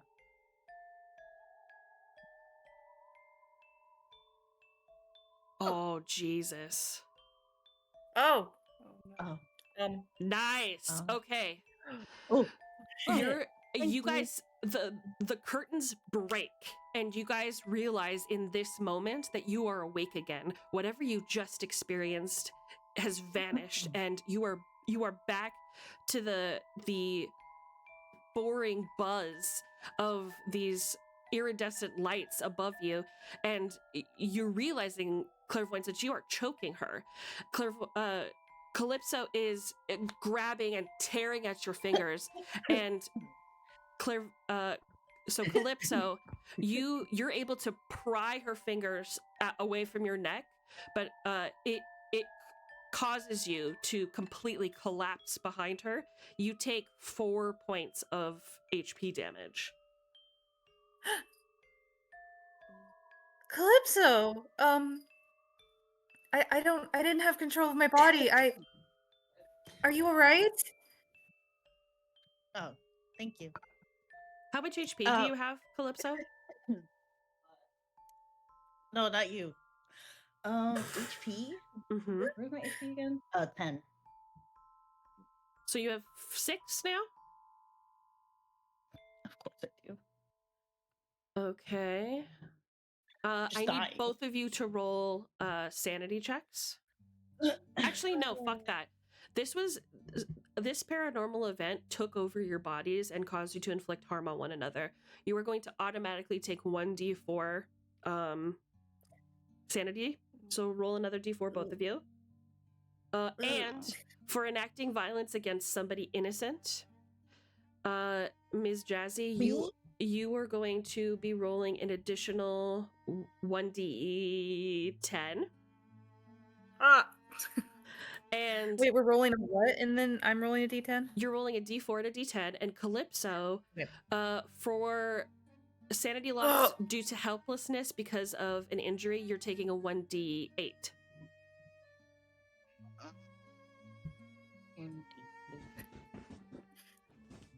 Oh. Okay, so Bebe, you have taken. There's your 1d8, so you take 1 and 3. Is that right? 4? So you take 4 sanity loss. How are you doing? Who, me? No, Calypso. 2 away from break it down, bro. 2 away from your breaking point. Excellent. Yeah. Jazzy, how you doing over there, miss? I think I took 10. Jesus Christ! That is a lie. Oh my god. Where Okay, are we're you as far both as your breaking losing point? ourselves. Where do I see this? She's gone. She said that she was at 54. Your breaking point's 52. Yeah. She's at I was at 65 and I haven't lost anything. Okay. So I'm at 55 now. Okay. So you're still okay. All right. So Because I haven't lost anything. Yeah, you've got really lucky. Okay. It was bound to happen.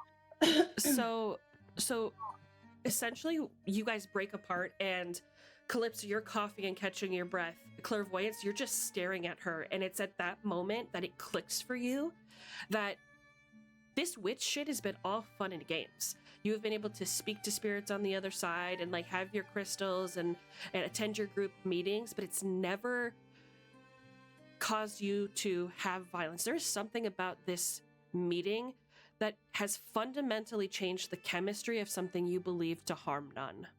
You have physically harmed somebody who has never meant you any harm. And not only that, you did that through magic, through channeling, something that you have great faith in. It causes you a moment of reflection of, is this something that you should continue tampering with? Should you be diving these deep waters on purpose? Should you be seeking out these dark forces?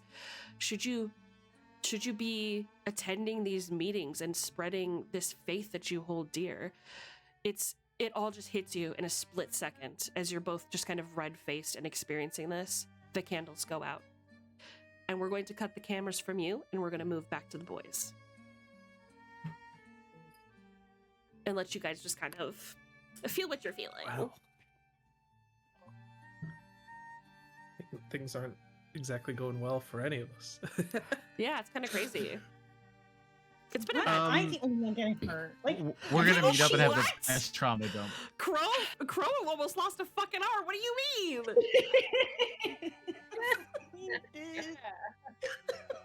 Yeah. Tis a Some people festival. pay for what happened to you. All right. Yeah, some people pay for this, you realize. Ooh.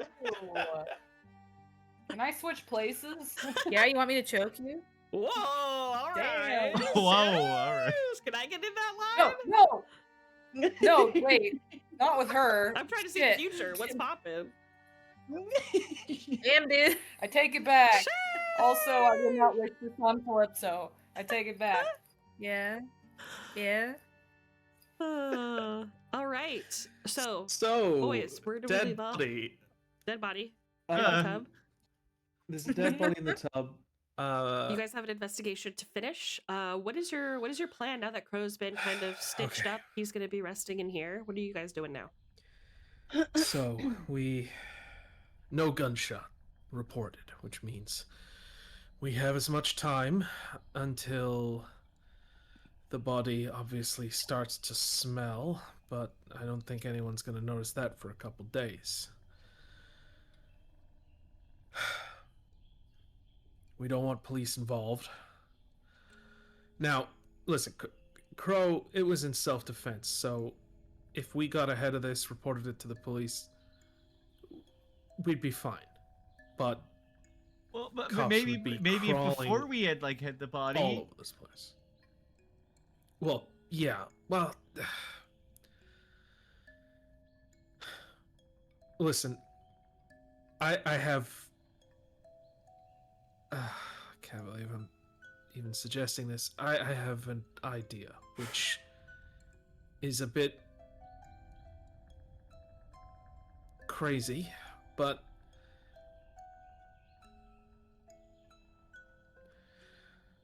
doesn't exactly play well with my conscience, but this whole thing's fucked up anyway. Right.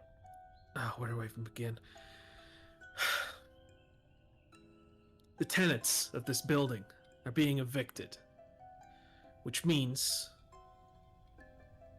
in a couple of weeks they gotta get out of here anyway, right?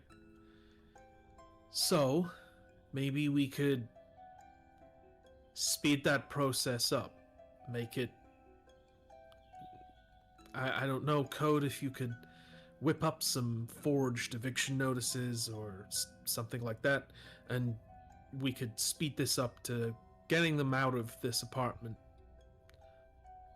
tomorrow or the day after, very soon. Clear this building out. Now, whether or not they'll leave willingly is a whole other topic, but once we clear this building, get everyone out of here, our job as agents of Della Green is to make sure that none of this fucked up shit reaches the general public. And there is so much going on here. This whole building is cursed. And I think in a situation like this, the best way to perhaps cover it all up is to burn it all to the ground. And if we do something like that, then, well, it would cover up not just the things happening here, but also, you know, that, as he gestures towards the bathroom. But that's Are you very suggesting we much burn the building drastic. down? I know. It's just, I don't know. It's just an idea. It's not, we're just throwing shit at the wall here right now. I'm not.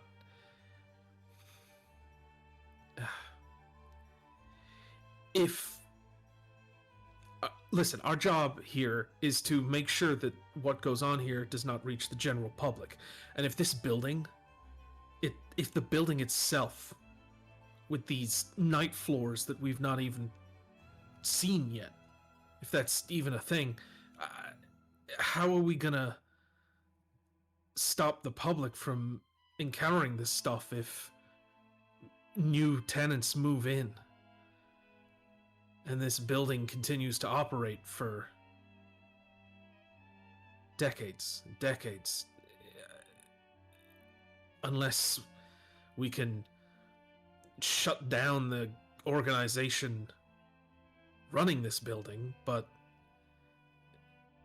I'm just thinking, you know, maybe the quickest way to solve it all is to scorched earth. But obviously, you know, I do not want to do that if it risks harm to anyone, which is why I would suggest, you know, speeding up the eviction process. But fuck, man, I don't even know what's going on the upper floors. And I don't know if we could even get these people out of here. They're so lost up there that I'm gonna be mentally honest, and physically that I don't know if we can. with everyone we've met here, I think even if we gave them the eviction notices, they'd just be like, nah.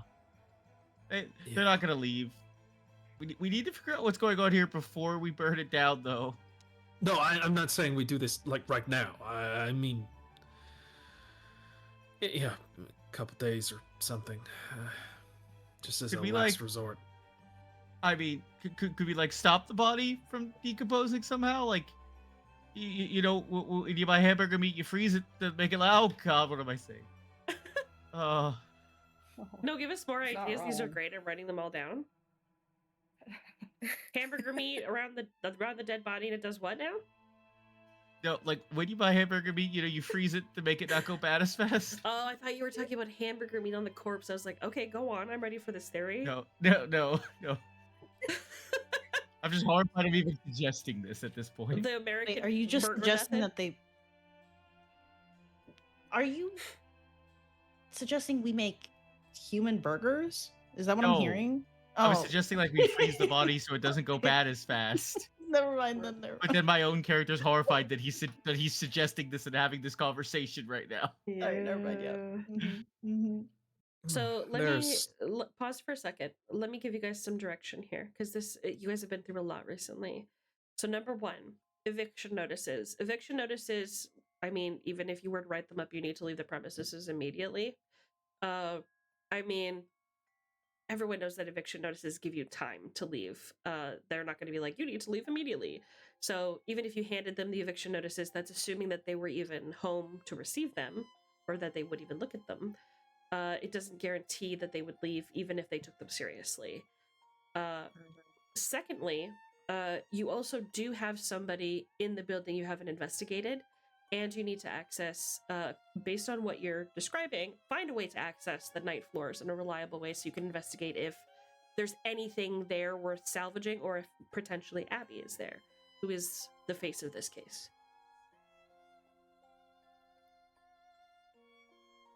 Yeah. Those are your options, as it stands. If we start moving that body away from here, what do we do? What can we do? Dump it in a river, or like anything we do to remove that body from this building is just gonna get us roped into an investigation. It's the last thing we need. So I think, under the current circumstances, our best option might be to just leave it there and figure it out later.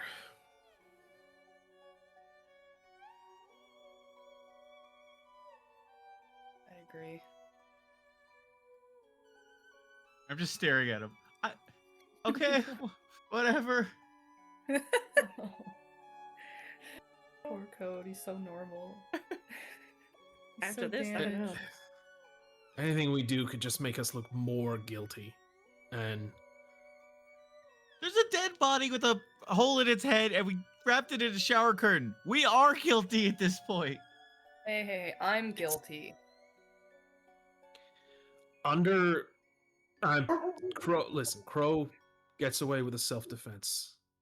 And How do we explain why we were here is the problem. we're agents investigating the missing case of Abigail. We're knocking on the neighbor's door, asking about Abigail, and then she just fucking comes at you. I don't think there's anything suspicious about that story, unless they start digging too heavily into our positions as FBI agents. Yeah, we're not really agents. It would take one phone call for them to confirm we're not. Right. Yeah. But there's so much shit left to be done that I don't. Yeah. Can I try and call Marcus again since I'm sitting here Sure, absolutely. tapping my finger, like patient about it, and I just try and call him again. Okay. I'm going to give him another call. Yes. You have reached Slam it down. The caller is not available. Please leave a message after the tone. I slam the phone down before I get to the beep. Damn it. Motherfucker. He really is a ladies' man. They really aren't here for us very much, huh? That's They're fantastic.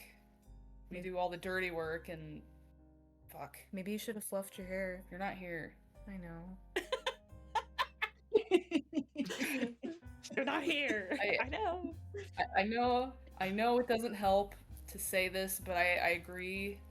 I agree with Clover, and that we try to ignore her for now and focus on finding Abigail more. We'll worry about that later.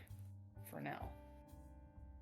With the violence that she showed, that sudden burst of violence, if there are other people up on the night floors, Yeah. they could react to our presence there the same way. And she may not be the first that we will have to defend against. So, Well, do you know how to use a gun? I do No! know how to use a gun, but I don't. Listen, I took an oath. Listen, first, do no harm. I ain't pulling no trigger. Managed to get through Nam without pulling the trigger. I sure ain't gonna pull one now, but You're lucky you didn't have to. I didn't want to pull that trigger either, but if it's the one thing saving our lives, we might not have a choice. yeah. And there is an axe. That's also an option. Listen, I don't want to put my fingerprints on that thing. But hey, we've got a lead pipe. Thanks, Code. It's a tire iron, but okay. Tire iron, yeah. Yeah. This is You right have up a lead Silent pipe Hill. in your. Why do you have a lead pipe in your trunk? I do a Cluedo LARPing on the weekends sometimes. Don't worry about it. Code, you're not from here, huh? No, I'm very much not, and I don't want to come back here when I leave. You wouldn't understand. Hey, no, New York can be a great place. Don't let this ruin your experience.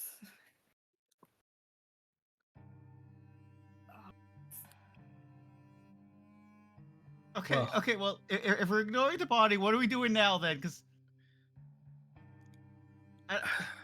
We've got one tenant left to interview. Code, you're pretty much clean. I'm gonna have to get out of this. He like opens up his jacket. It's like covered in blood. yep. Did I manage to get? Like, I think your hands will. I Mhm. mean, you wash your hands, so you'll be fine now. I think, unless you've got like maybe a little blood drop on your knee or something. Presuming you didn't kneel directly in the pool of blood. But like, I've definitely got blood on me. Do I have, like, if I take my jacket off, is there blood on my shirt underneath? Flip a coin for that. Let me think. So you were wearing what now? I mean, what I was wearing was not really something I ever thought of or discussed, which is fair. But I'm thinking, going by my photo, going by my agent's photo, he is wearing like a jacket. Sunglasses. And sunglasses indoors, which he is still wearing right Mhm. now. So, I mean, he's probably, maybe he's got blood in the glasses. But he's got like a jacket on, so I'm thinking he like take that off because that will be covered in blood, of course. I'll But, say that the shirt underneath is serviceable. Like you have blood, probably up near the right side collar. Yeah. So. Could we Okay. borrow some of her clothes? You want to? Sure, you can borrow some of her clothes. Absolutely. it's gonna. Just have a look, see what she's got going on. You're all dudes. I Would you think- fit? Yeah. Yeah, that's the question. It's gonna look weird, like odd fitting I clothes. kind of want you to look in her drawers just to see what you see in there. I'm curious too. I don't know what's gonna happen. Not me. I'm gonna try and wash the the blood off the collar of my t-shirt. Okay. How are my pants? Are my pants also bloody? Oh yeah, yeah. Your pants soaked God up damn it. most of the bad stuff. You got a lot of blood. Knees, shins area. You got some on your socks. Definitely on your shoes. Pretty much the knees down are a complete wash. But yeah, it's the top part seems fine. You could cut them off and just be running around the night floors in capris if you wanted to. You could do that.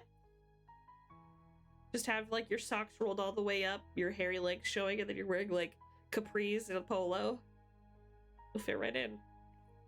They were tourists. How if I just fucking put all of our shit in a bag, in a bin bag, and then I just go out to the car in my undies, and I find this is America. If I find like a late night laundromat somewhere that looks empty, like could I feasibly like just put the open end of the bin bag into the laundromat and shove it all in so that no one sees what's inside and put that thing on and just fucking wash everything? That's up to In you. New York, you can. Yeah. New That's York up is to called you. the city that never sleeps. Yeah, in New York, there's a bunch of laundromats. Some of them are just open with nobody inside running it. It's literally just for you to use. I will say, Okay. if you're talking like a dry cleaner situation, That's different. yeah, you would know that they report stains like that. There's no confidentiality. No, not there. a dry cleaner. Secondly, just a laundromat. It's all Secondly, self-operated. keep in mind you're talking about creating a little bit of a spectacle. It is New York, so I'll give you that, but just going out and True. standing there in your underwear and also going to a shop and buying soap, which you'll need, that's kind of Okay, toughy, right? If I mostly clean, do you guys just want me to go buy you some clothes and stuff? I could just go do that. Yeah, all right. That's the easiest one. Yeah, we need. If you go out buy us a new pair of clothes, that would help us out a lot. Right? Okay, We can look I take out around my while notebook. we- What sizes are you guys? I don't.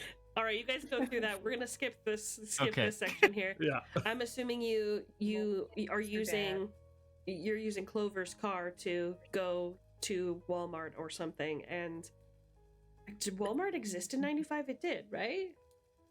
Sure. Yeah, totally. Well, Yeah. well, Okay. yeah. I'm not sure if there would be one in New York City. Anyway, point is, you go to a Somewhere.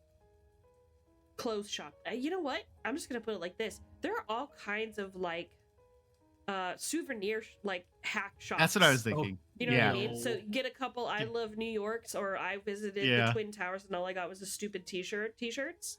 Pair of pants that are just the American flag. Yep. Yep. God. Some God. pair of booty shorts for one of you two. You decide. It's gonna be it's Say my bloody clothes. it's 100% gonna be Clover wearing the I visited New York and all I got with the stupid t-shirt and American Pride flag. I'm turning that shit inside shorties. out. Nice. You turn it inside out. It's the reversed American flag. It's now the Confederate flag. Oh no. Which one's worse? Oh no. Softly. Oh no. Okay. Oh no. So yeah, you bring them a couple things. We're gonna say that's what takes you. That's what takes so much time for you guys for the time skip to join the girls for their séance. So yeah, you have new clothes. What's next?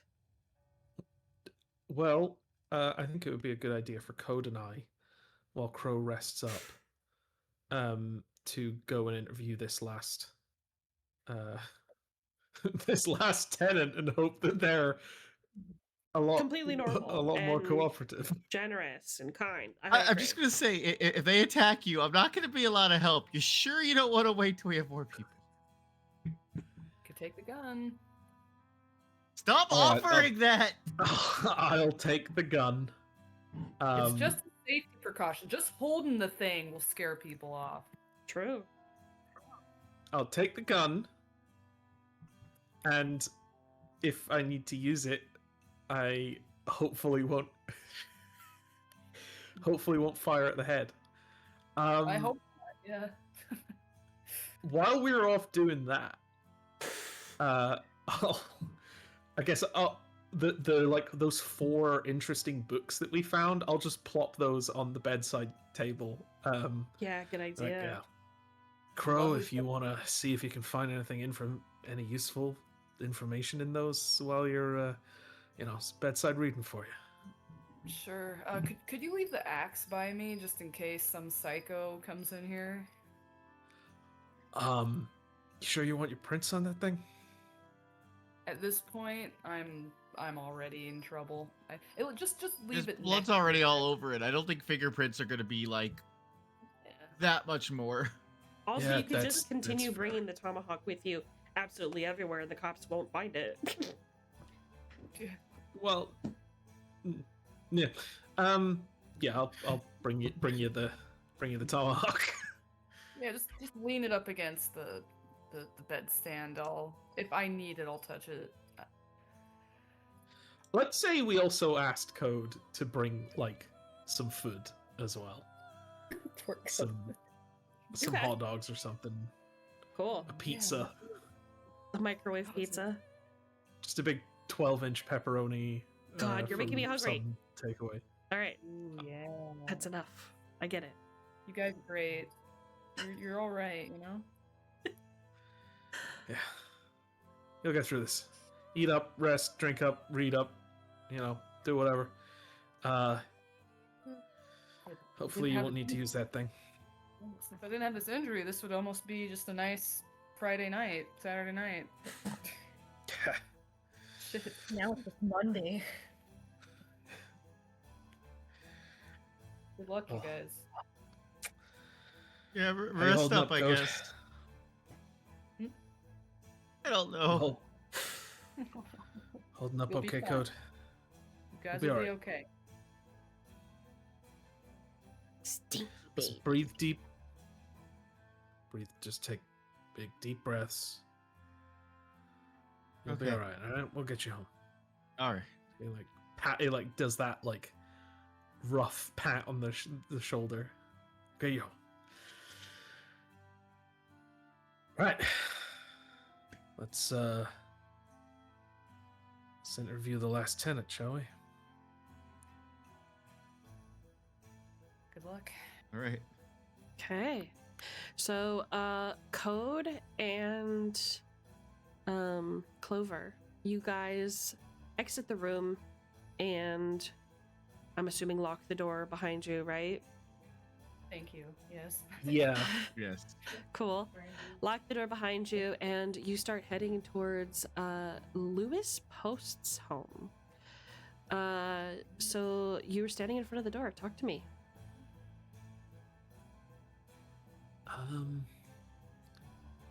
Right. Lewis Post. Sorry, I'm just.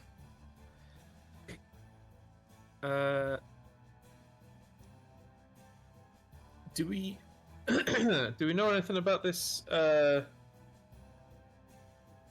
You know Louis he's an illustrator. Or yeah. You know that he often worked with children's books, but he was a very famous charcoal artist. He has been described as a charismatic and friendly guy, fairly outgoing. Didn't have a lot of information about the disappearance, much like the other tenants. But yeah, just a very successful artist. It says that he recently got into photography, though the photography was more of a personal hobby and not something that he shared often with the public. He really took his picture seriously. He also had an agent. You don't know the name of the agent or who where the agent worked or anything, but you could probably get that information from him if you needed it. And yeah. Okay. Yeah, I'm just rereading the script because his name is mentioned a couple times in the scripts. So I'm just seeing if there's any information there that could be useful for us to question him on, perhaps. Just so we know ahead of time going in. I don't know. The only thing from the scripts about Lewis that I can see that might be interesting to ask him about is he got some package from the superintendent delivered to him by the night manager. True. If these scripts are, reports of things that have happened, could be interesting. I might slip that into a conversation at some point. Okay. Yeah, I guess we'll just knock on the door. Code's a bit. Code. You listen. Yeah? I know that shook you up a lot, so I'll take the lead. I'll do the talking. I'll interview the. All right. I'll Okay. take notes. I pull out my notebook, flip Yeah. through an empty page. And you, while I'm chatting, you have a look around. See if you can find anything interesting. Okay. Okay. All Got it. right. Be careful with touching things. Okay. Don't. Wait. What do you mean? It's fine. Don't worry about it. You guys are gonna burn the building sure, it's down fine. anyway, right? So like, who cares? Well, I was meaning in my head. The reason I'm telling him that is because Michelle took an axe to Crow after we were picking up her books. So, What do you mean? Don't worry about it. And then the door opens. Yep. So what happens is you guys walk up to the door and you reach up your hand to knock, and it squeaks open on its own. The smell of alcohol just permeates, just spills out and fills both of your nostrils. Okay. Well, that's He pushes the door open slowly.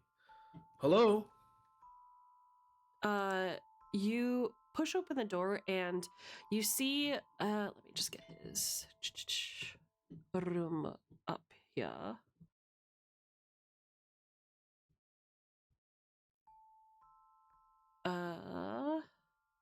Wait, why is it only showing the outfits?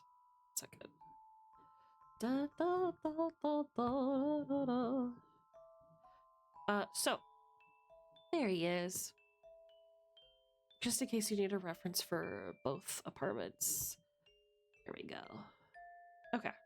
So, from what you can see from the open door is there is a bed inside the living room that and on the floor is like an old camping lamp, an electric camping lamp that seems to be illuminating this room. It is covered in unfinished charcoal sketches. You see just charcoal kind of like slid and spilled, if that's the correct word, onto the floors, just leaving a big mess of just what looks like ash on multiple surfaces. There's obviously his drafting table across from the bed, and you notice Lewis, a figure that you assume is Lewis Post is sprawled out just to the side of the bed with very expensive champagne bottles surrounding him. He is clutching one of them in his hand, and you can see that he's snoring softly. All right. Looks like we get a little moment to perhaps look around. He's like whispering to to Code. Sorry. All right. All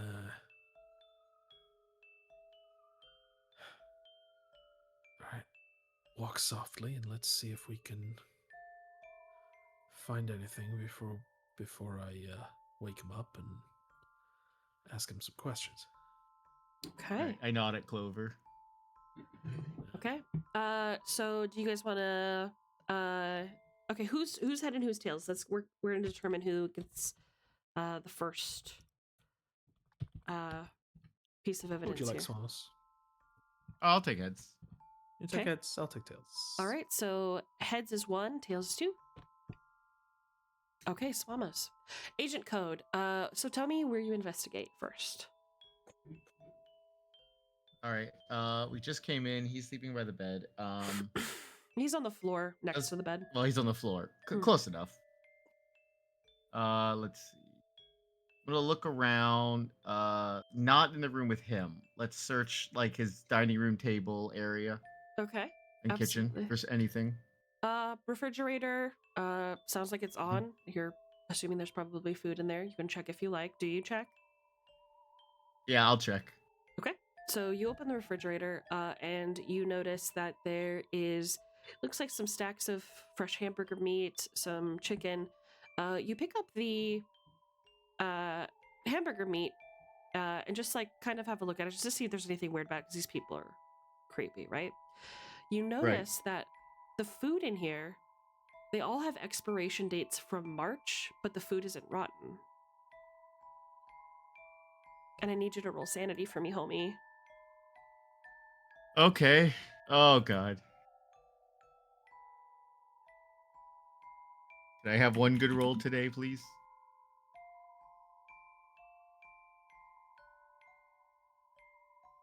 Take it. I can type, I promise. Or maybe I can't. Come on. Damn it. There we go. Oh, 84. Okay. So that is going to cost you 1 sanity, my friend. So what's the rule of being equal to your breaking point? Because I'm now equal to my breaking point from the hamburger meat. Fair question. So Is it- your breaking point is your new maximum sanity score. You can never get above this number. Okay. Going forward, even if you go to therapy, this is your max number. You also have a temporary derangement, essentially. So let's look at the Okay. derangement book and decide what's gonna be your cute little like thing that you like. The now. hamburger meat breaks me. Okay. Oh, It's just the fucking straw that broke the camel's back, mate. You know what I mean? Yeah. This place is too friggin' weird. I just read something. When you do reach your breaking point, Yeah, you I'm- get I'm a equal new to it. breaking point. Yeah, that's what I just explained. So, your new breaking point is your current sanity minus your POW. Yeah. So you can like, if you continue to lose more sanity, you could Okay. Yeah, you could break further. get another disorder. Yeah. Yeah. So essentially, tell me what you're thinking. Like, how does that like break the camel's back for you? What is Code thinking in that moment? It's everything's come together. It's everything's weird is happening. I just helped hide a dead body in the bathroom, and now the meat doesn't make sense. Why doesn't even the food like make basic sense here? Yeah, That type of thing. You're a being of logic. Numbers make sense. Math makes sense. Code makes sense. That's all part of reality. These things, these numbers, they mean something. The numbers make sense. The meat doesn't make sense. It shouldn't be here, not in this state, and not in this time. If you were to cook this up and eat it, would it be good? Would it immediately putrefy? It's just a science experiment that it gives you this blaring headache at the back of your skull, like that you just it just makes you kind of like blink away the pain as quickly as possible, and you just like toss the meat back in the refrigerator and close it. Just you can't even look at it anymore. It's just too much. And now we're gonna go to Clover. Where are you going next? I'm gonna tiptoe through the living room and have a look at the charcoal paintings, Okay. or like the desk. Okay. Yeah, there are photographs and there are paintings. Here's the first one that you see. It's a photograph laying on his desk.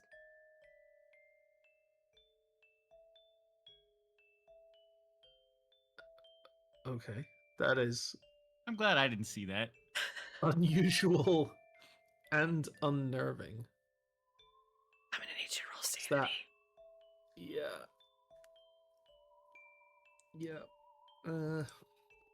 What even is that, brother? Like, is that a mannequin? Is that You're good? The hell? There's something about this deranged photo that makes you like want to flip to the next one. Just like get it Yeah, get just it out of your get that hands. out of the way. Here's another one you find.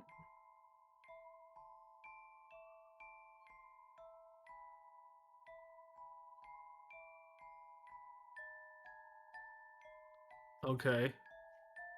How you feeling, brother?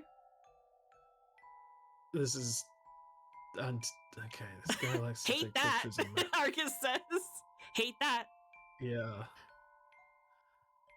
That's okay. You ready for the next picture? Yeah. Excellent. That's what I like to hear. Here's some more art for you, friend.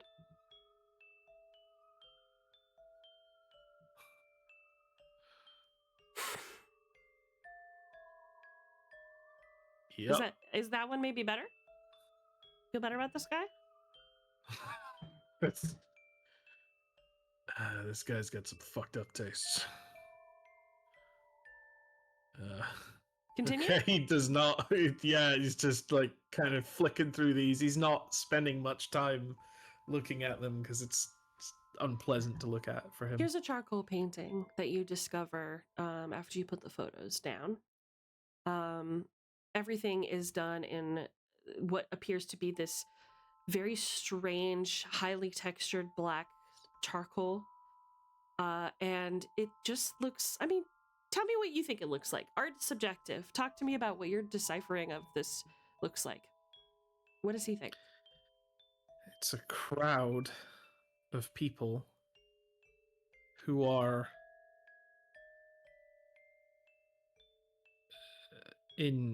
they're like smiling or laughing, and some of them look like they're applauding, perhaps. Like their hands are raised above their face. Or like hands raised to their face or in front to clap. All with yellow crowns atop their head. I agree. There is one thing that I don't think was made perfectly It looks like obvious. maybe an ocean or something. There's like it looks like a sea. Good. I agree. I would describe these figures as children. Okay. They Not look just like people. children. They're kids. Okay. I'm going to show you a picture of Post. I don't know if I actually showed Post or not. Let me plop him on the page, RQ. This is what the guy looks like. That's the guy who's passed out right now.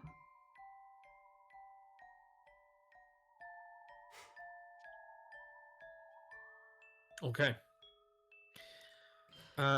There is We more don't- art. Oh, Yeah. So like right now only Calypso and Clairvoyance know about this like connection to children, right? We don't correct. know and then, about that kind and of this stuff whole yet, concept so of a it's just drowning like, room or okay. whatever. Yeah, oh the sea with the water and drowning. Okay. Yeah, that's definitely okay. Clover doesn't think anything of it right now, so that's Just weird. Just a weird strange. photo or whatever. Just weird. Okay. Here's another one. It looks like a mannequin that's been infested. Its stomach has been completely cut open, and it seems to be it's more gruesome than this, but it seems to be a realistic wound. And spilling out of it are these opulent gold bugs.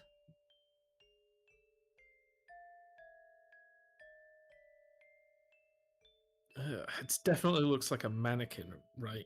Oh yeah, doesn't- it's a mannequin. The Okay. wound looks human. It's a very strange picture because if a mannequin is cut open, what should be inside of it is fluff, but instead it's a very realistic, visceral image of a human wound on a mannequin that's just kind of like Yeah. disposed of in just some trash pile, and it's just spilling with golden bugs who all either are escaping the wound or trying to enter it.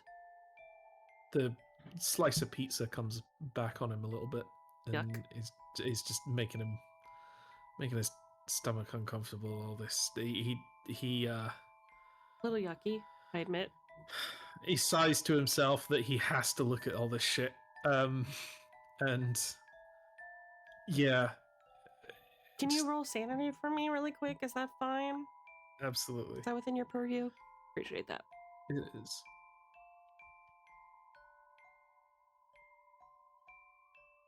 21, so I'm good. You're good. You're like, I've seen weirder shit than this. All right. Meanwhile, me losing my mind over hamburger meat. You know what? Different strokes. He's been Yeah, an army vet. I though, know. You know. The two different sides of what's going on right now. Like, I'm looking at actual fucked up images that are unsettling and shouldn't exist, and I'm like, this is kind of weird. And it's great that you just look at a piece of hamburger Hamburger meat meat, and yeah. lose your mind. Mm. Yeah, I know. Here's the final Um, photograph. Mm-hmm.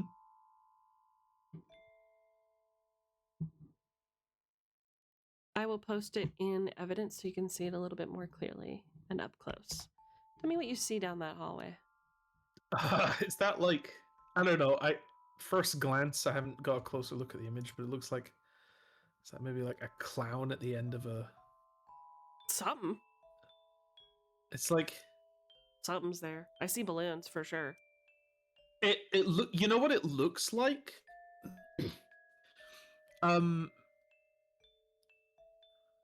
Okay, so it looks like the hallway of a hotel, Mm-hmm. and that's like one of those, because I think I see like a big roll of like toilet paper or kitchen roll Yeah, or something. something like that. And like it looks like bin bags, so it looks like it looks like a what do you call it, like room service.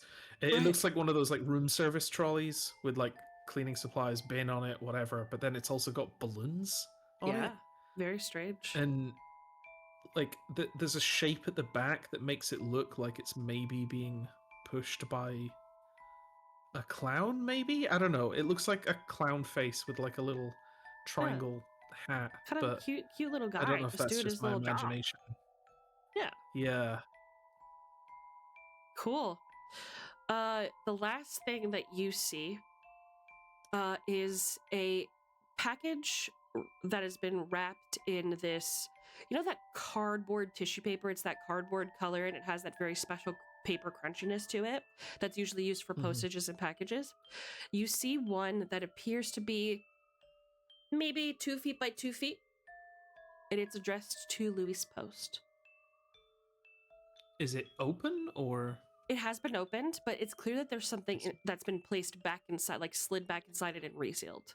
It's not completely resealed. Okay. It's like its flap is open, but it seems like what it looks like to you is, you know, when you get something brand new and you put it back in the box when you're done using it to prevent it from getting like dents in Sure. it or whatever. That's what's happened.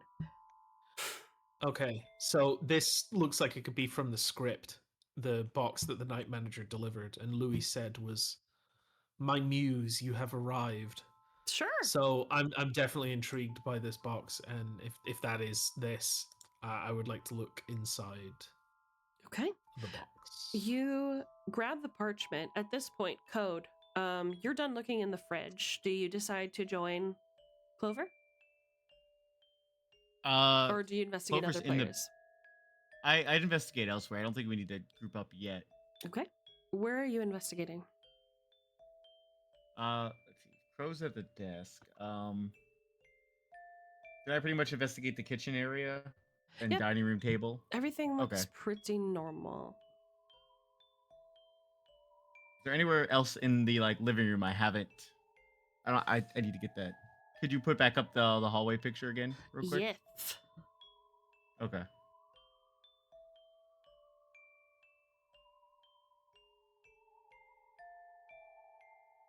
No, I don't think I'm gonna investigate the bathtub. Why not? Trauma? Right. Bathtubs are a point of. Oh, don't Yep. let me forget. We'll Sorry get about to that. this soon, but we need to get you a Mhm. trauma. Yeah. Trauma. Everything that has happened today. But yes. All right. I'm gonna quietly go in the bedroom then, and Okay. I guess I'll start searching. If he's searching the desk, I'll search the other side of the room. Okay. It is completely dark in this room. Can you roll search for me, please? Absolutely.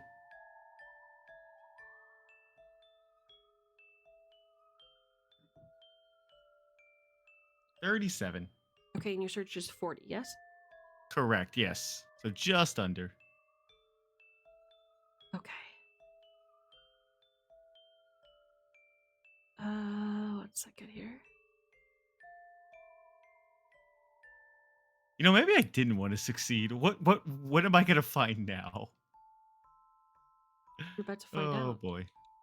Hide. So you find so firstly, you try to flick on the light and it's unresponsive. Mhm. So you kind of push the door open to allow the light from the hallway and the living room to spill into this room. And you notice that there are parts of the carpet that have been carved up by a sharp object that seem to be spelling something. 30 rolls 37. Okay. You see that in big letters where the bed once was, you can see the indent of where the bed once was standing in this spot. Underneath the bed is scrawled the words, "Read the book." Read the book. Okay. Read the book. Going back to Clover for a second, you pull out the item from inside this packaging and you notice it is this beautiful golden gilded mirror that looks a little like this. It is highly decorated. That gold is absolutely real. Painted with beautiful figures that almost seem mannequin-like, less human-like. It's almost as if somebody had never seen a person, but has seen the things that people were based on before and attempted to make a sculpture of them. At the top of the mirror is a golden mask. Now, I'm going to ask you something very important. I need you to be honest with me. What is Clover thinking right now?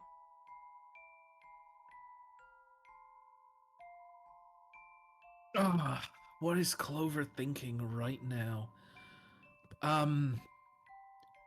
Probably. I mean, he's probably thinking about because this box was in the script. He's thinking about like the night manager and the superintendent and what like his thoughts picking up this is that, you know, okay, whatever's in here was given to Louis by the night manager delivered it from the superintendent of the building. How is the superintendent of the building involved? Perfect. Like, what is this muse that the superintendent has given him? Perfect. As you are looking at the mirror, you're just trying to figure out, like, okay, it's just a mirror. What's the problem? When you start to notice a figure beginning to take shape in the darkness, pause. We are going to move the camera to Agent Crow. Are you with us, Crow?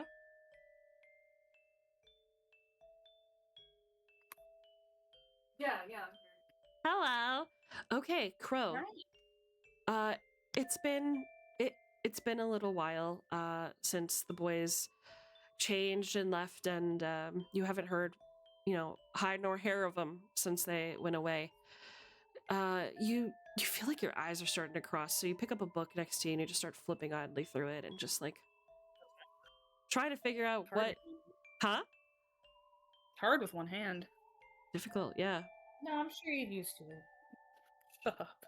You hear the familiar sound of and the clipping of nails against tiled floor. And around the corner and pushing open the door is... Oh, hold on, let me remove these really quick. In the locked apartment. Yep. This is what I get for reading. I'm looking at him right now. He's Where are you, you son of a down bitch? Literally. literally, yeah. He's What's right so sad? there. Oh, here it is, here it is. This guy. He's carrying a ball in his mouth. The ball that you guys were playing with before. And he kind of looks at you like with dog sympathy, and he just trots over to you, and he like pops his head over the side of the bed and like drops the ball next to where your hand is, and just like watching you. Oh, the drool. You notice he has a thick leather, very old-fashioned looking collar around his neck. It's just been loose and loosened and worn over time. And he has a name tag. It says Abraham. I love that. I love it when dogs have human names. Me too. Abraham is such a good name for a Newfie. Oh, Abe. this is personal. Would it be personal for? No, not for Crow, but for me. Oh, my Newfie's down at my feet right now. Abraham. Hammy. Abraham, Abe. Hey, Abe. Big Abe. No. I will say, from experience, it's very hard to ignore a Newfie that wants to Oh, play yeah. with you. They don't stare for very long before they just start screaming at you. Uh-huh. Yeah, he can bark So, loud, you assume. He's definitely a Oh baritone. God, yes. You've all heard. Yeah.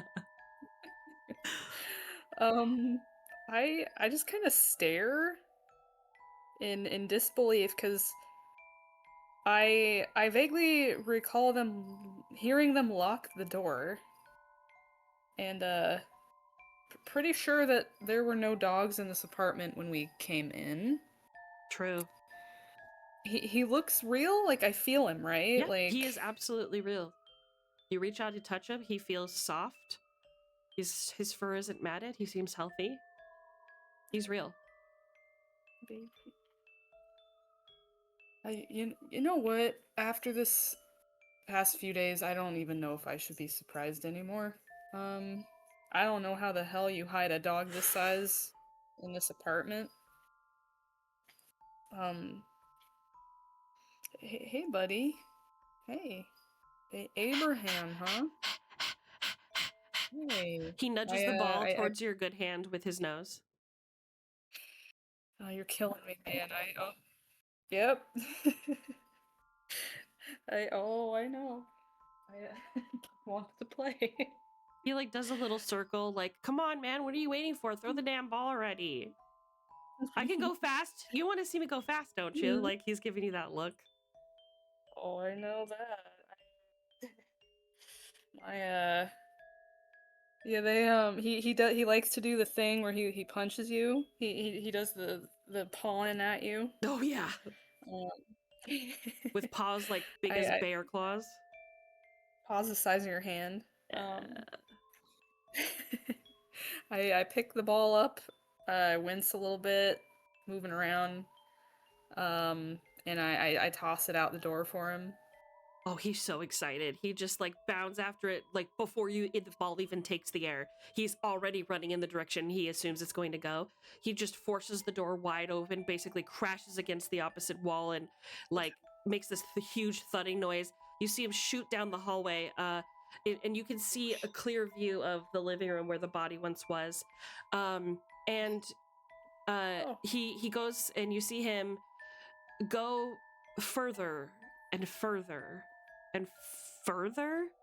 It's like he goes a mile down the way, but there's no way because the apartment doesn't go that far. But maybe you're just not feeling yourself. You've lost a lot of blood, so you're just kind of chalking it up to whatever. And you know, he grabs the ball and he starts running back to you, kind of out of breath. He drops it on the floor as if because he doesn't understand that you can't get up and get it. He just drops it there, and you're kind of focused behind him now. You know how VHS tapes have that kind of like shaky, grainy, staticky vibe to it? That space that he ran to beyond Michelle's living room has this effect over it. Not like a wall, just like, not even like a fog. It's just there in this 3D space, like it is just part of a videotape that's running. And you know, maybe you're just dehydrated. You know, you're just kind of walking through it, dismissing it. For sure. Until you start hearing the voices. You hear the clacking of heels on expensive marble. You hear, all of a sudden, laughter, the clinking of glasses. The smell of cigar smoke begins to spill into the room, but there's nothing beyond that door. It's empty. You're the only one here. Can I have you roll some sanity for me now, please?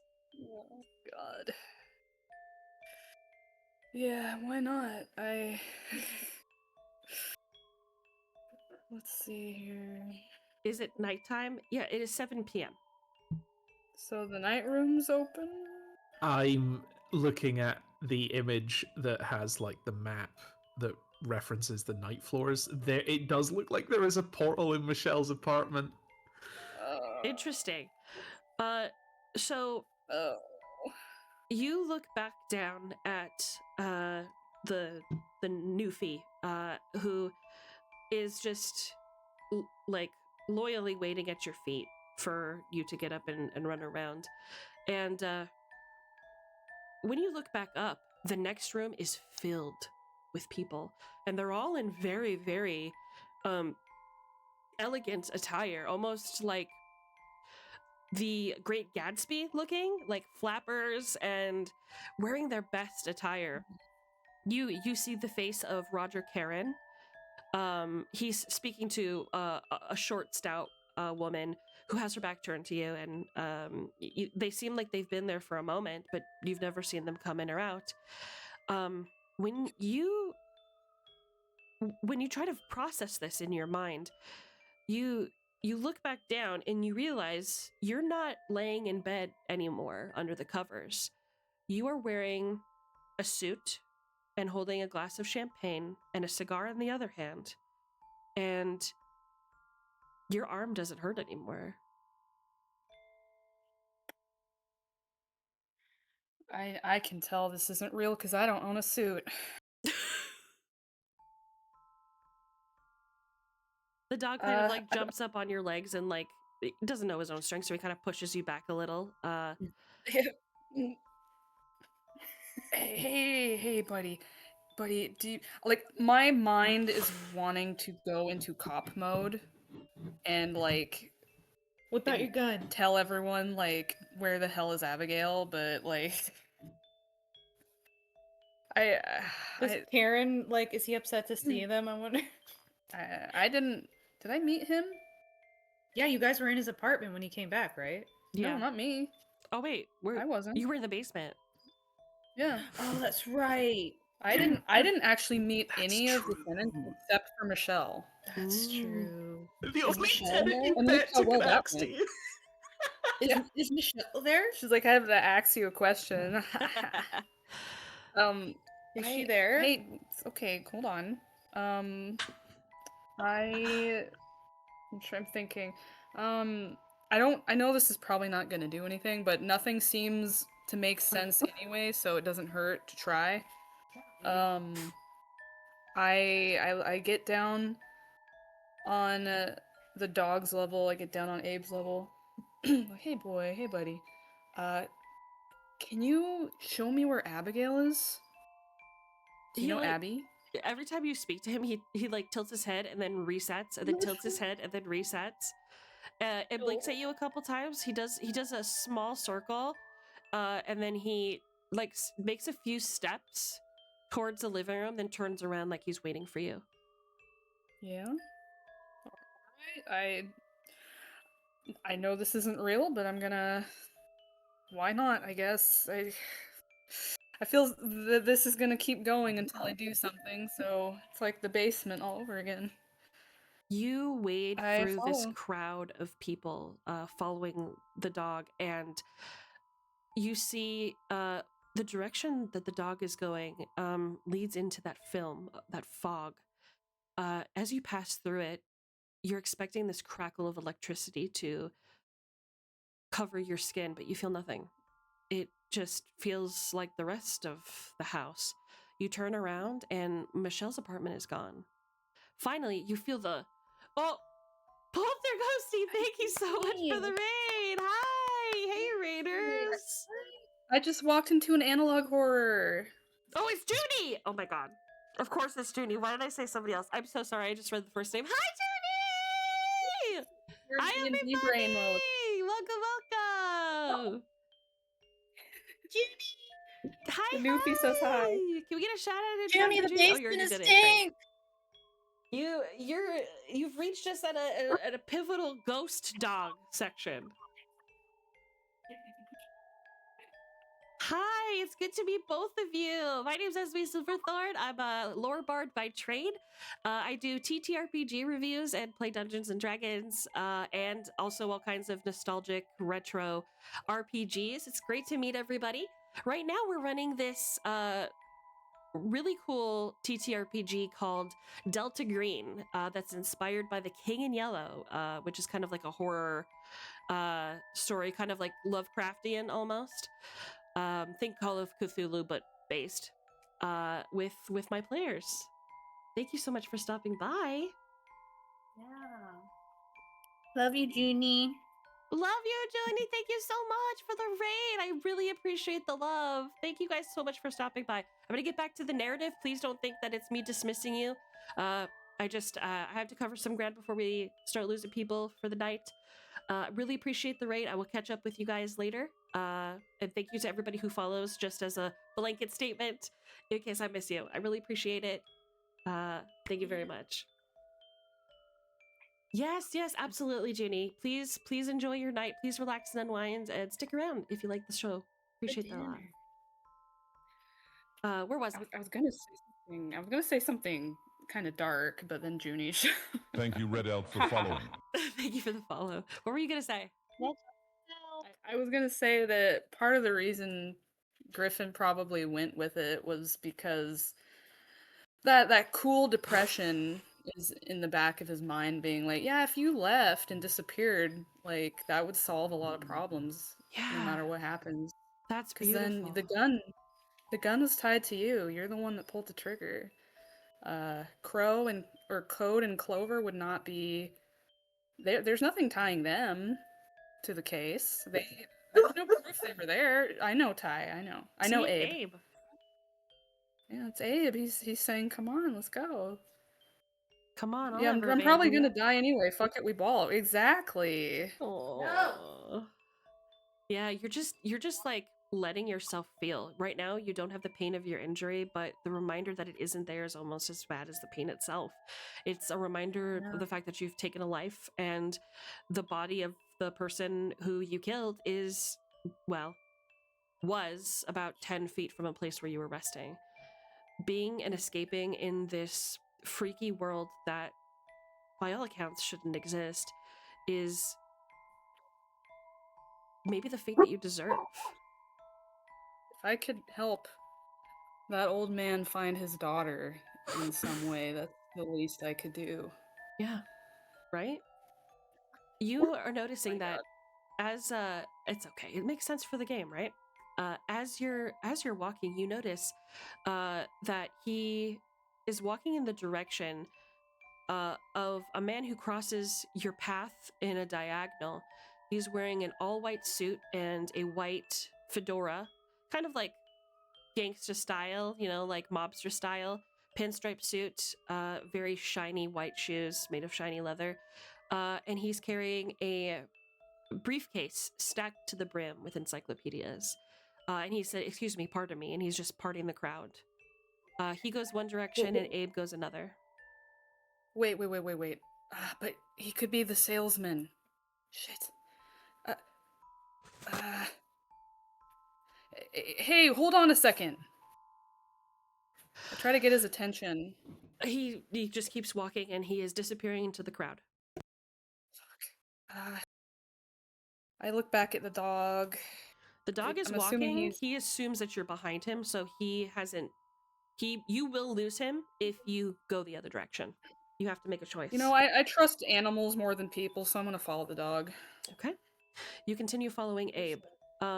He leads you to this huge, glittering cream and gold foyer, and it just cascades at the roof. Has a absolutely brilliant Rococo-style golden chandelier, completely lit with fresh white candles, just lighting up this elegant and opulent ballroom filled to the brim with people. You feel a slap on your bad shoulder. You're expecting it to ache. You wince, but the pain isn't there. And it's this man, kind of a portly man with balding hair, kind of like a comb over. He has a cigar hanging from his lips. Funny enough, the man's skin almost seems discolored, as if the very image of him has been captured in a black and white photograph, or a sepia Victorian style photograph. And he says, "There you are, you son of a bitch. Did you escape the G-men?" He has kind of like a transatlantic accent that I can't really make. Don't blame you. G-man? Sorry, who are you? You got out of the booby hatch, huh? You're gonna have to tell me how you did that, kid. Did you find your way to those tunnels? Let me get you a drink. Hey, Sheila, over here. You see the dog has made a U-turn and is sitting at your side. Like, he will not leave you. And he's kind of like putting his nose like between the two of you. Like, he doesn't quite trust this person to be around you. And he just like wants to be protective of you. And a woman who looks a little odd, very much like a non-person, like not a mannequin, but not quite clockwork, wearing this jester's costume, kind of swivels her way over to you. She bows and she offers you what looks like a tasty little jello hors d'oeuvre with a gold candy nugget in the center. And it's with a base of like coconut or some sort of sweet, and a fresh glass of champagne. This feels wrong to me. Like, in my head, this feels wrong. I'm gonna be like, I gotta go. And I back away. And I try to speed walk in the direction the dog was going before he U-turned. Well, hold on a minute. You don't want... What's wrong with... You don't want another drink? He kind of like continues to follow you. He's a little bit slower, but he's like fast walking by, and he's like, I thought you and I were pals, eh? I thought you were... I'd cut off for the night. Sorry, buddy. You don't want to go... We're going to the 7th floor. 7th floor? Is Abigail the there? Hotel. Look, I'm looking for someone. Have you seen a girl named Abigail? Gail, that's right. He catches up with you and like takes a big puff of his cigar and blows the smoke around your face, and he goes, "Sweet kid. This was that creep of a salesman on 6. You know Abigail, right? Where is she? You know that old man Castaigne, that Dago." He kind of whispers and like urgently. He knows more about her locale, so I would just, not to worry about it. You should be out here partying with the rest of us. It's been so long since I've seen you. Let me show you a picture of this guy so you guys know kind of. I'd love to party, but I really gotta find her. Her dad wanted to tell her something. Oh, I'm sure he's around here somewhere. Pause for a second. Here he is in all of his glory.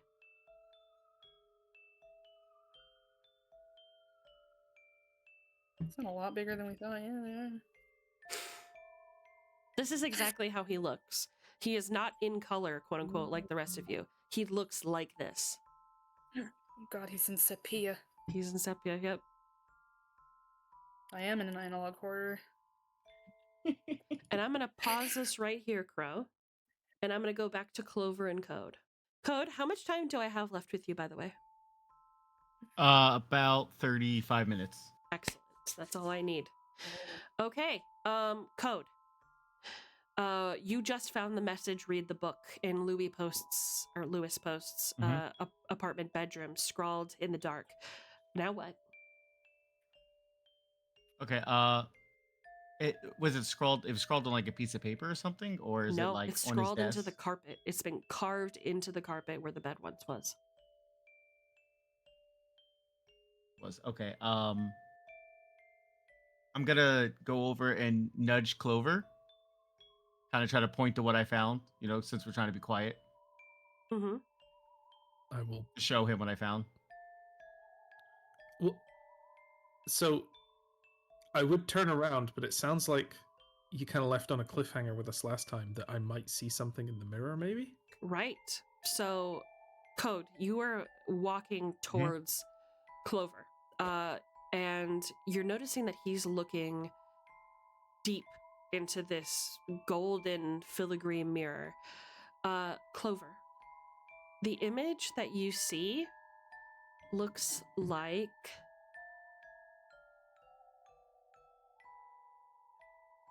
I'm gonna go with this. You see, it almost looks feline for a second, but it's the shape of an animal of some kind in the darkness. That's when you notice that it has kind of auburn, ashy colored fur. It just glimmers a little bit, as almost as if it's underwater. Instead of feline, you realize it's more canine. It seems fox-like. That's when you see two marionette hands reach down into the water, grab this mask, and it vanishes into blackness again. And it grabs it like it's crushing it in its hand. Okay, that's very, very bizarre. Could you write that down for me in evidence? Sure. Don't have to do it right now, but like Sure. that. Okay, that.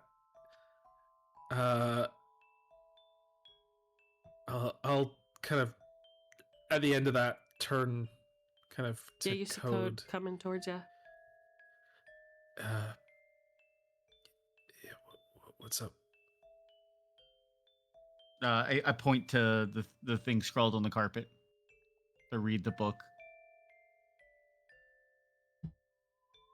What book?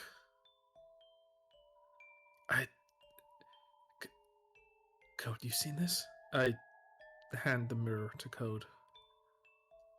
Ooh, Code. You look Oh, at the God. mirror. Tell me what you're thinking. I mean, I'm trying to think what book. The only book series we know of is the Nightsea one, but that's probably not it. Trying to think of any other books or anything we found in Abigail's apartment or anything. We haven't seen any books around here yet. So you're thinking about books. Well, I guess you did. You know, yes. I don't know how long you were. Actually, you would have seen it because I put the stack of books on the bedside Mhm. table. Right. There's the books that in Michelle's apartment, the like Yeah. 4 weird books. Pause for a Yeah, second. basically, okay. I need Sparrow to roll sanity for me. Absolutely. Make sure I'm in the right.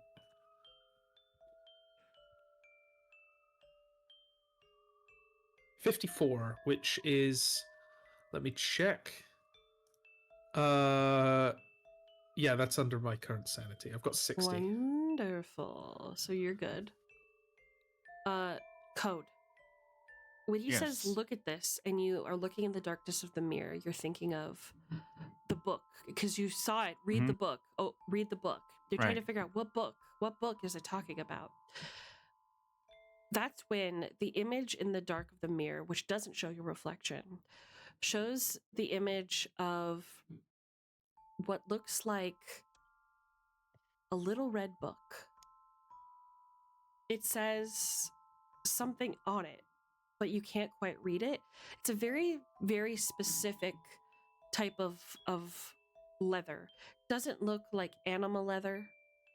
It's a very crunchy leather. It does have something on in the middle of the book that you recognize. Put it on screen for you, and need you to roll sanity. Ah, of course. That symbol again. I put Never that in the goes wrong away. fucking chat. Blah, blah, blah, blah. Oops. Yeah. And then it vanishes. Ah, that's failed. Okay. What do you... Actually, it's just going to be 1. You lose 1. Okay. All right. I'm gonna go insane eventually. That symbol again.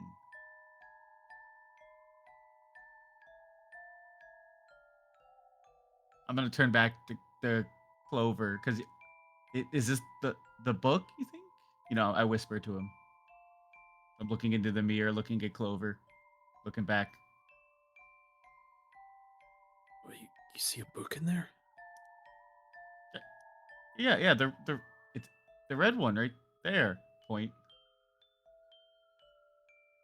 Sorry, just to confirm, that book what the book was what you saw in the mirror, or Yep, that's Yeah. what Yes. he saw in the mirror. so You didn't see it. I don't I didn't see it. I don't see a book.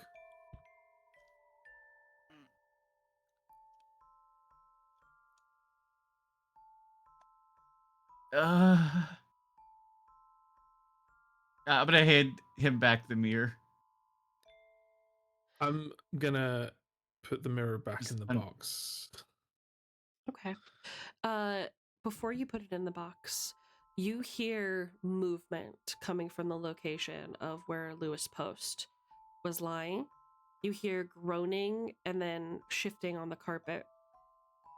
I'm assuming you to whip your head around to see if he's still unconscious, right? Yeah. Yes, if he's getting up. You notice that he is like kneeling on the floor with an empty bottle of champagne in his hand, and he's looking at you, holding that golden mirror with a deathly fury in his eyes. His mouth crinkles. This man is about to explode. And we're going to pause on you for a second. Clairvoyance and Calypso. Thank you again for waiting, my dears. Hello. Hi. So, how are we feeling after the choking incident? I'm offended. I could choke you again if you like. I'll put you toward the I future. don't want to be choked again. I don't. I Well, don't. if you change your mind, There was no consent happening. the It offer's literally always on the just table, baby happened. girl. You just need to ask. So, Agent Marcus, it takes 2 hours. Agent Marcus gets back to you. Yeah. And he says, actually, let me see if I have a debrief free that I can just show you in evidence, because we love evidence, don't we? Evidence Oh, is yeah. great. Also, I'm apologizing to her profusely and trying to. I'm probably having a lot of self doubt of like, oh, I'm not a high enough level witch. I need to go back to the basics, or should I quit, or something. Oh. She's questioning her own identity. I mean, it makes sense. She tried to fucking kill you with her fucking Yeah. witchcraft, I've brother. never done it alone. No, I'm not a high yeah. enough level. What was I thinking? Kind of level. Besties were having an existential crisis together. I So should have. freaking I should have. true. Oh my god! I should have had another higher sister above me to do this with me. I should have thought I could do it myself. Rip. So, you see, it doesn't look like. Actually, wait, it says that I do have it. Hold on a minute. Oh no, that's a different handout. So it says, that. Oh my god, this is. I just like read it over really quick and it's not what I wanted. Un maman, s'il vous plaît. Here we go. So here's what you know. On this piece of paper, it says in 1952, Delta Green agents arrived in New York to investigate the murder of 3 children whose drowned bodies were inscribed with occult symbols. Each of the 3 dead children was related to an employee of NBC Television, something you just discovered through your research. The agents discovered that these employees were all working on a single program, the Philco Television Playhouse's adaptation of a scene from, and that is, even though it's a Delta Green play, that is redacted. A scene from the play blank. Research in Delta Green files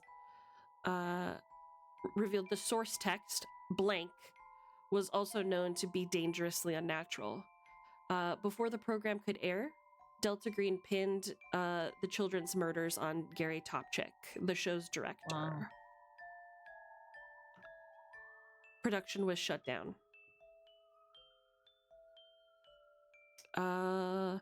Eager to sweep this scandal under the rug, NBC cooperated with Delta Green agents to silence its staff.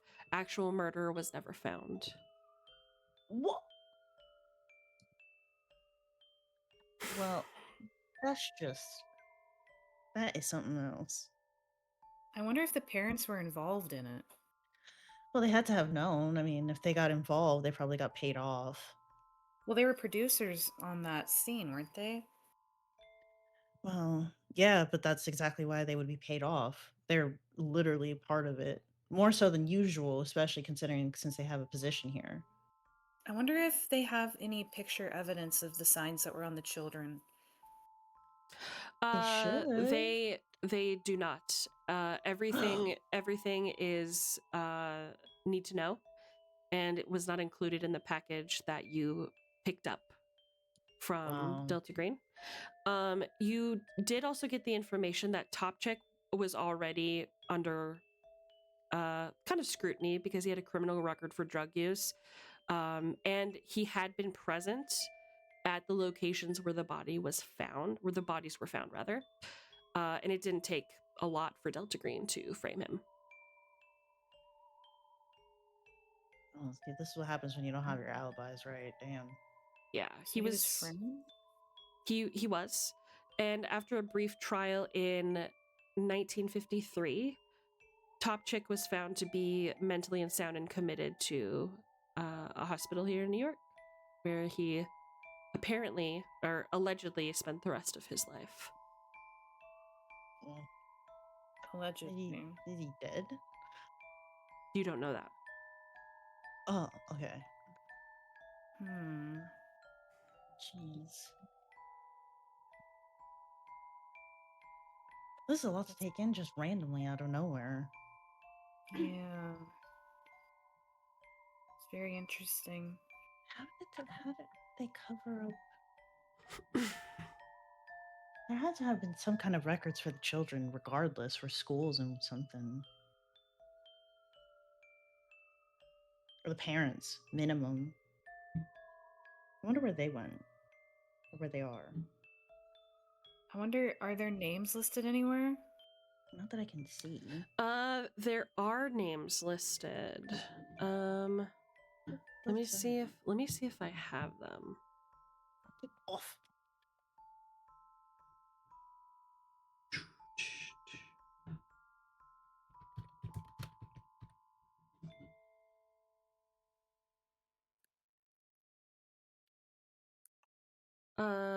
One of them listed is.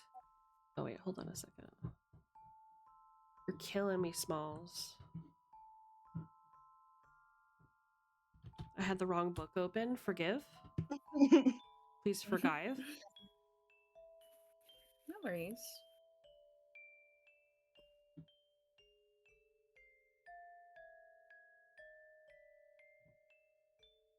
Okay. Peter Devoris. Dante Lachance.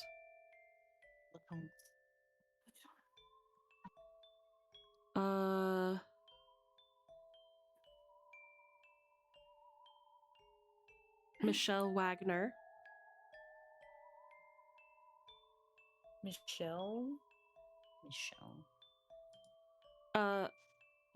You're thinking Michelle Van Fitz. She's a different person. I know, right? Would have been cool if there was somebody alive who was drowned, but sadly, no. Yeah. There are more names, but it doesn't outright list them in the book, so I will give you those names after game once I get them for you. But those are the two ones that stand out immediately to you two. I see. We know the name LaChance, right? I don't think so. We do. Well, you two no, won't. we don't, but technically Right. you guys do. Okay. Clover Okay. knows. Yeah, Mm-hmm.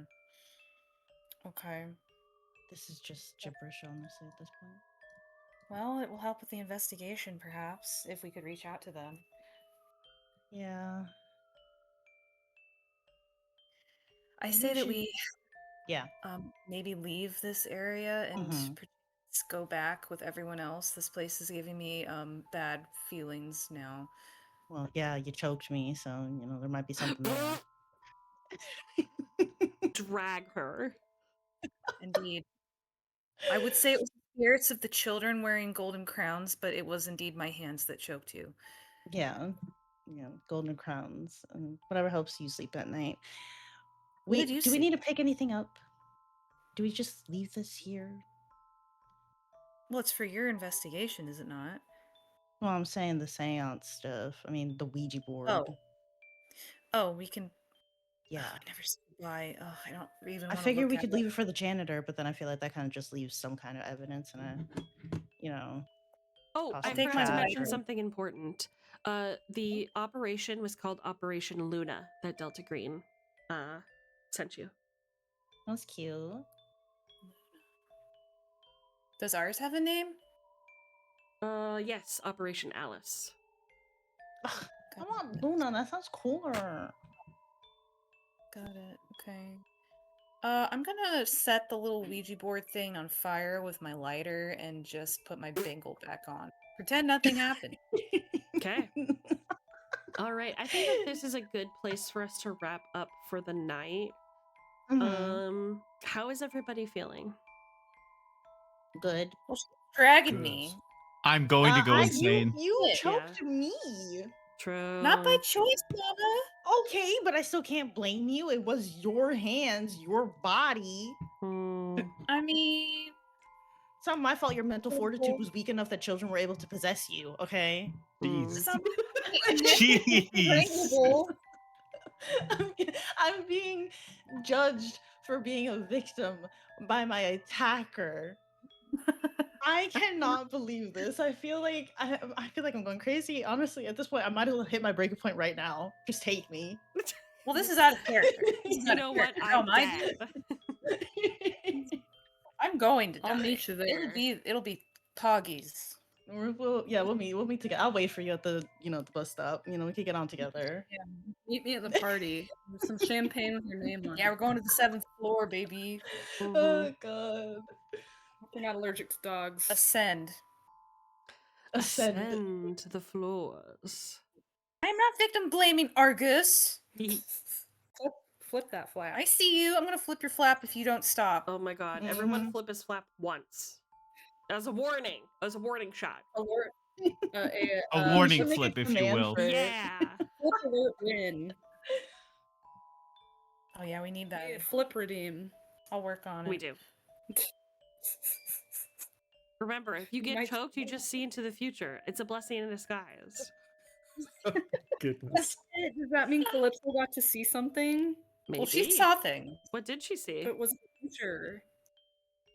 It The definitely future- wasn't anything like yours. I mean, It was so drowning, I didn't right? blame it on that. I didn't blame it on. I mean, yeah, I was drowning. I was in fact drowning in the air, but it didn't. hope it's I didn't blame it on Clairvoyance? children that I was drowning. Clairvoyance is not victim blaming you. I, Jazz, am upset because I would never, No. ever touch a neck of a big booty beauty, I would touch a booty, not a Yeah, it's the butt cheeks you should have been squeezing. I agree. consensually. Minimum. Not even Essentially, that. I'm fine with that. I'm just very offended that like It happened. yes, and it's just a fact that like you're freaking out more than I am, and I'm the one who was choked. So it's like hello, I'm like, why are you? I'm dying. You were killing me. If anything, I No, should be it's the the one on the blood floor on my who's having a hand. breakdown. God almost made me a choker. I don't know if God made you. I know a couple kids did though, so you know. How are you boys true, I hate feeling? Well, boys and Rosie, how are you guys feeling? Boys. Okay. I Good. am very terrified. We're about to go into another combat, and I am not ready for that mentally. I Okay. already have a thought on how we can de-escalate Mhm, the situation, mhm. but I don't know. I We'll hope see how she that goes. chokes one of you guys. Like the kids just Mm. come up possess her and say, "Hey, I'm gonna choke you tonight." Oh, I won't say anything. Let's do it. No, yeah, I'm that's in- what I'm saying. Like, just don't come to me. Look at somebody else because you already got me. Don't double tap. You just go get somebody else. Okay, I won't double dip. I'm fine with my situation. I just hope that I can find Abigail out of this at least. You got the dog. If I'm gonna die, at least let me drag Abigail out of frickin' Wonderland first. Or I when she love that drags you everybody up. thinks they're gonna die. You think it's gonna be that easy? No. Well, no, they no, think no. they're gonna die. I just keep saying I'm gonna lose it. I Oh, don't you're gonna know. die. No, I'm just kidding. I- Oh, you're out of here, sis. Good to know that my death is already Okay. planned. No. Perfect. No, it's the game is for me is of torture, so expect this to last as long as I can drag it out. Okay, but like, There's a can high you- chance. can you- Sorry, go ahead. There's a high chance if things keeps going like this, at some point, Coach is gonna be like, "Nope, gonna drop everything, gonna go to the airport and go home." Just See be what like, happens. "Nope, I'm done. I'm done." Like, Valid. I'm just Yeah. checked out. Okay. Just hand my notebook to Clover, walk out, never speak to anyone again. Yeah. That scene where Jazz was choking Bebe, I had in my mind, have you guys seen Princess Mononoke? Yes. Yes. Oh my god. So when they behead the forest spirit and you hear the laughing of kids as like the forest babies are like raining Yeah. from the sky and it's that really dramatic music. That's what I imagined, but I couldn't fucking find it before game, so I was like, fucking, I'll make it up. Oh. It sounded familiar, but I was just sitting here thinking about the fact that like I'm drowning in air. Are you guys having fun though? freaking Are you guys having a open. good time? Are you enjoying the Yeah. plot? Yeah, Yes, I am. absolutely. Yeah. Really? Okay, Thank you good. very much. Yes. Yeah. Please let You me are know if great at this, Esme. Thank you. I love torturing my friends. I do still have to ask, since like now that we're done and we Yes, have time for it baby. really quick, is it still possible that I can be at minimum a poltergeist? I would like to throw stuff if What possible. makes you think I'm going to answer that question on stream in front of everyone in writing? You That's crazy. don't have to give me an answer, but you could give me like a hint and I can work No, it out. I don't have Like, to do anything. Is oh the my crazy thing. god. No. I am just so happy you I'm gave gonna me take the that as a yes. newfie. I'm so happy you gave me the new. I'm so happy you gave me the newfie out of Yes. everyone. Funny, Thank you. a little behind the scenes shot. So the dog doesn't care about you unless you feed him. Oh. So the fact that the dog is following you is just natural Rosie instincts. And it even says in the book, like, he will follow whoever feeds him and protect them with his life. So congratulations, you have a dog now. Hot dog's got a long way. Dude, so we true. have eating Gliz. Yeah. Wow, that kind of helped with that then. You're welcome. Yeah, you're welcome. I'm glad you guys are having a fun time. But seriously, if at any point you guys stop enjoying it or there are changes that need to be made, or even if you just need to take a break, it won't hurt my feelings. I really want to make sure that, that this is fun for all of us. And, you use your safe word if I'm hurting you too good. No, no such thing. Yep. I was gonna say I understand, but no freaking way. No, we're good. If we're gonna die, then we're gonna die. It's fine. If we're gonna Violently. die, then we're gonna die young. Yeah. And gay. Well, some of us. So true. Oh, All of us are I mean- lesbians. Yes. All of us Code in had this a call are kid, though. lesbians.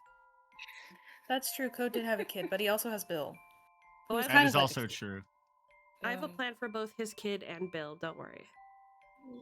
Oh my god. That Don't is the worry. most That's not- menacing statement you've said today. No, that's not good. That's not a good thing. No. Is that? Yeah. Don't worry. It means you should worry.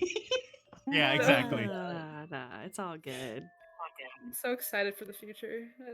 God. Don't worry, I'm I've given so- Bill and your daughter a gun. Don't worry. Oh. Wait, what do you mean? Don't worry. Wait, Esme, I have a question. Just to. Okay, so aside from the fact that like I am 2 away from my breaking point, if let's just say like obviously we all meet up and then obviously I have my breaking point, would we bounce off of the other person who's already basically insane, or would we like? Do you know what I mean? No. So like, I just mean that like we're both kind of already like mentally not sound. Would we both just kind of both experience similar, like not no, the no, same, no. not You guys, like not you like don't the same enhance effect, each but like other's insanity. No, okay. nothing like I was that. I wanted to ask because I was like, because then just put me in a just straight jacket and just leave me alone. You got different traumas. Oh, The by the debuffs way, don't stack. Swamos, you have a Yes? list of completely new temporary disorders. Looking forward to you choosing one. You have addiction, Is that in anxiety. evidence? I have a poster. It's Yeah. in. If you have the rule book, it's page 71 of the rule book. Is Alright. what you'll want to look at. You could have probably. DID. You could be a second person sometimes. Isn't that exciting? Yep. I had the idea of since everything was covered in blood, maybe it's fear of blood now. But Oh, I'll go through it and look at it. I feel like that would be the worst thing that you could possibly take. Oh, as it a Delta Green would be, agent. but it would also fit. And by the way, What these if are all Bill- temporary I'll look through it and insanities. get it. Yeah. Like, what if Bill was that other person this entire time? Ooh. Like Keep he giving me never ideas. actually existed. But then the whole office knew about him. He, No. he made himself known. I mean, your office could just be like humoring you. I don't think I find it hard to believe an entire office would do that, but it could be.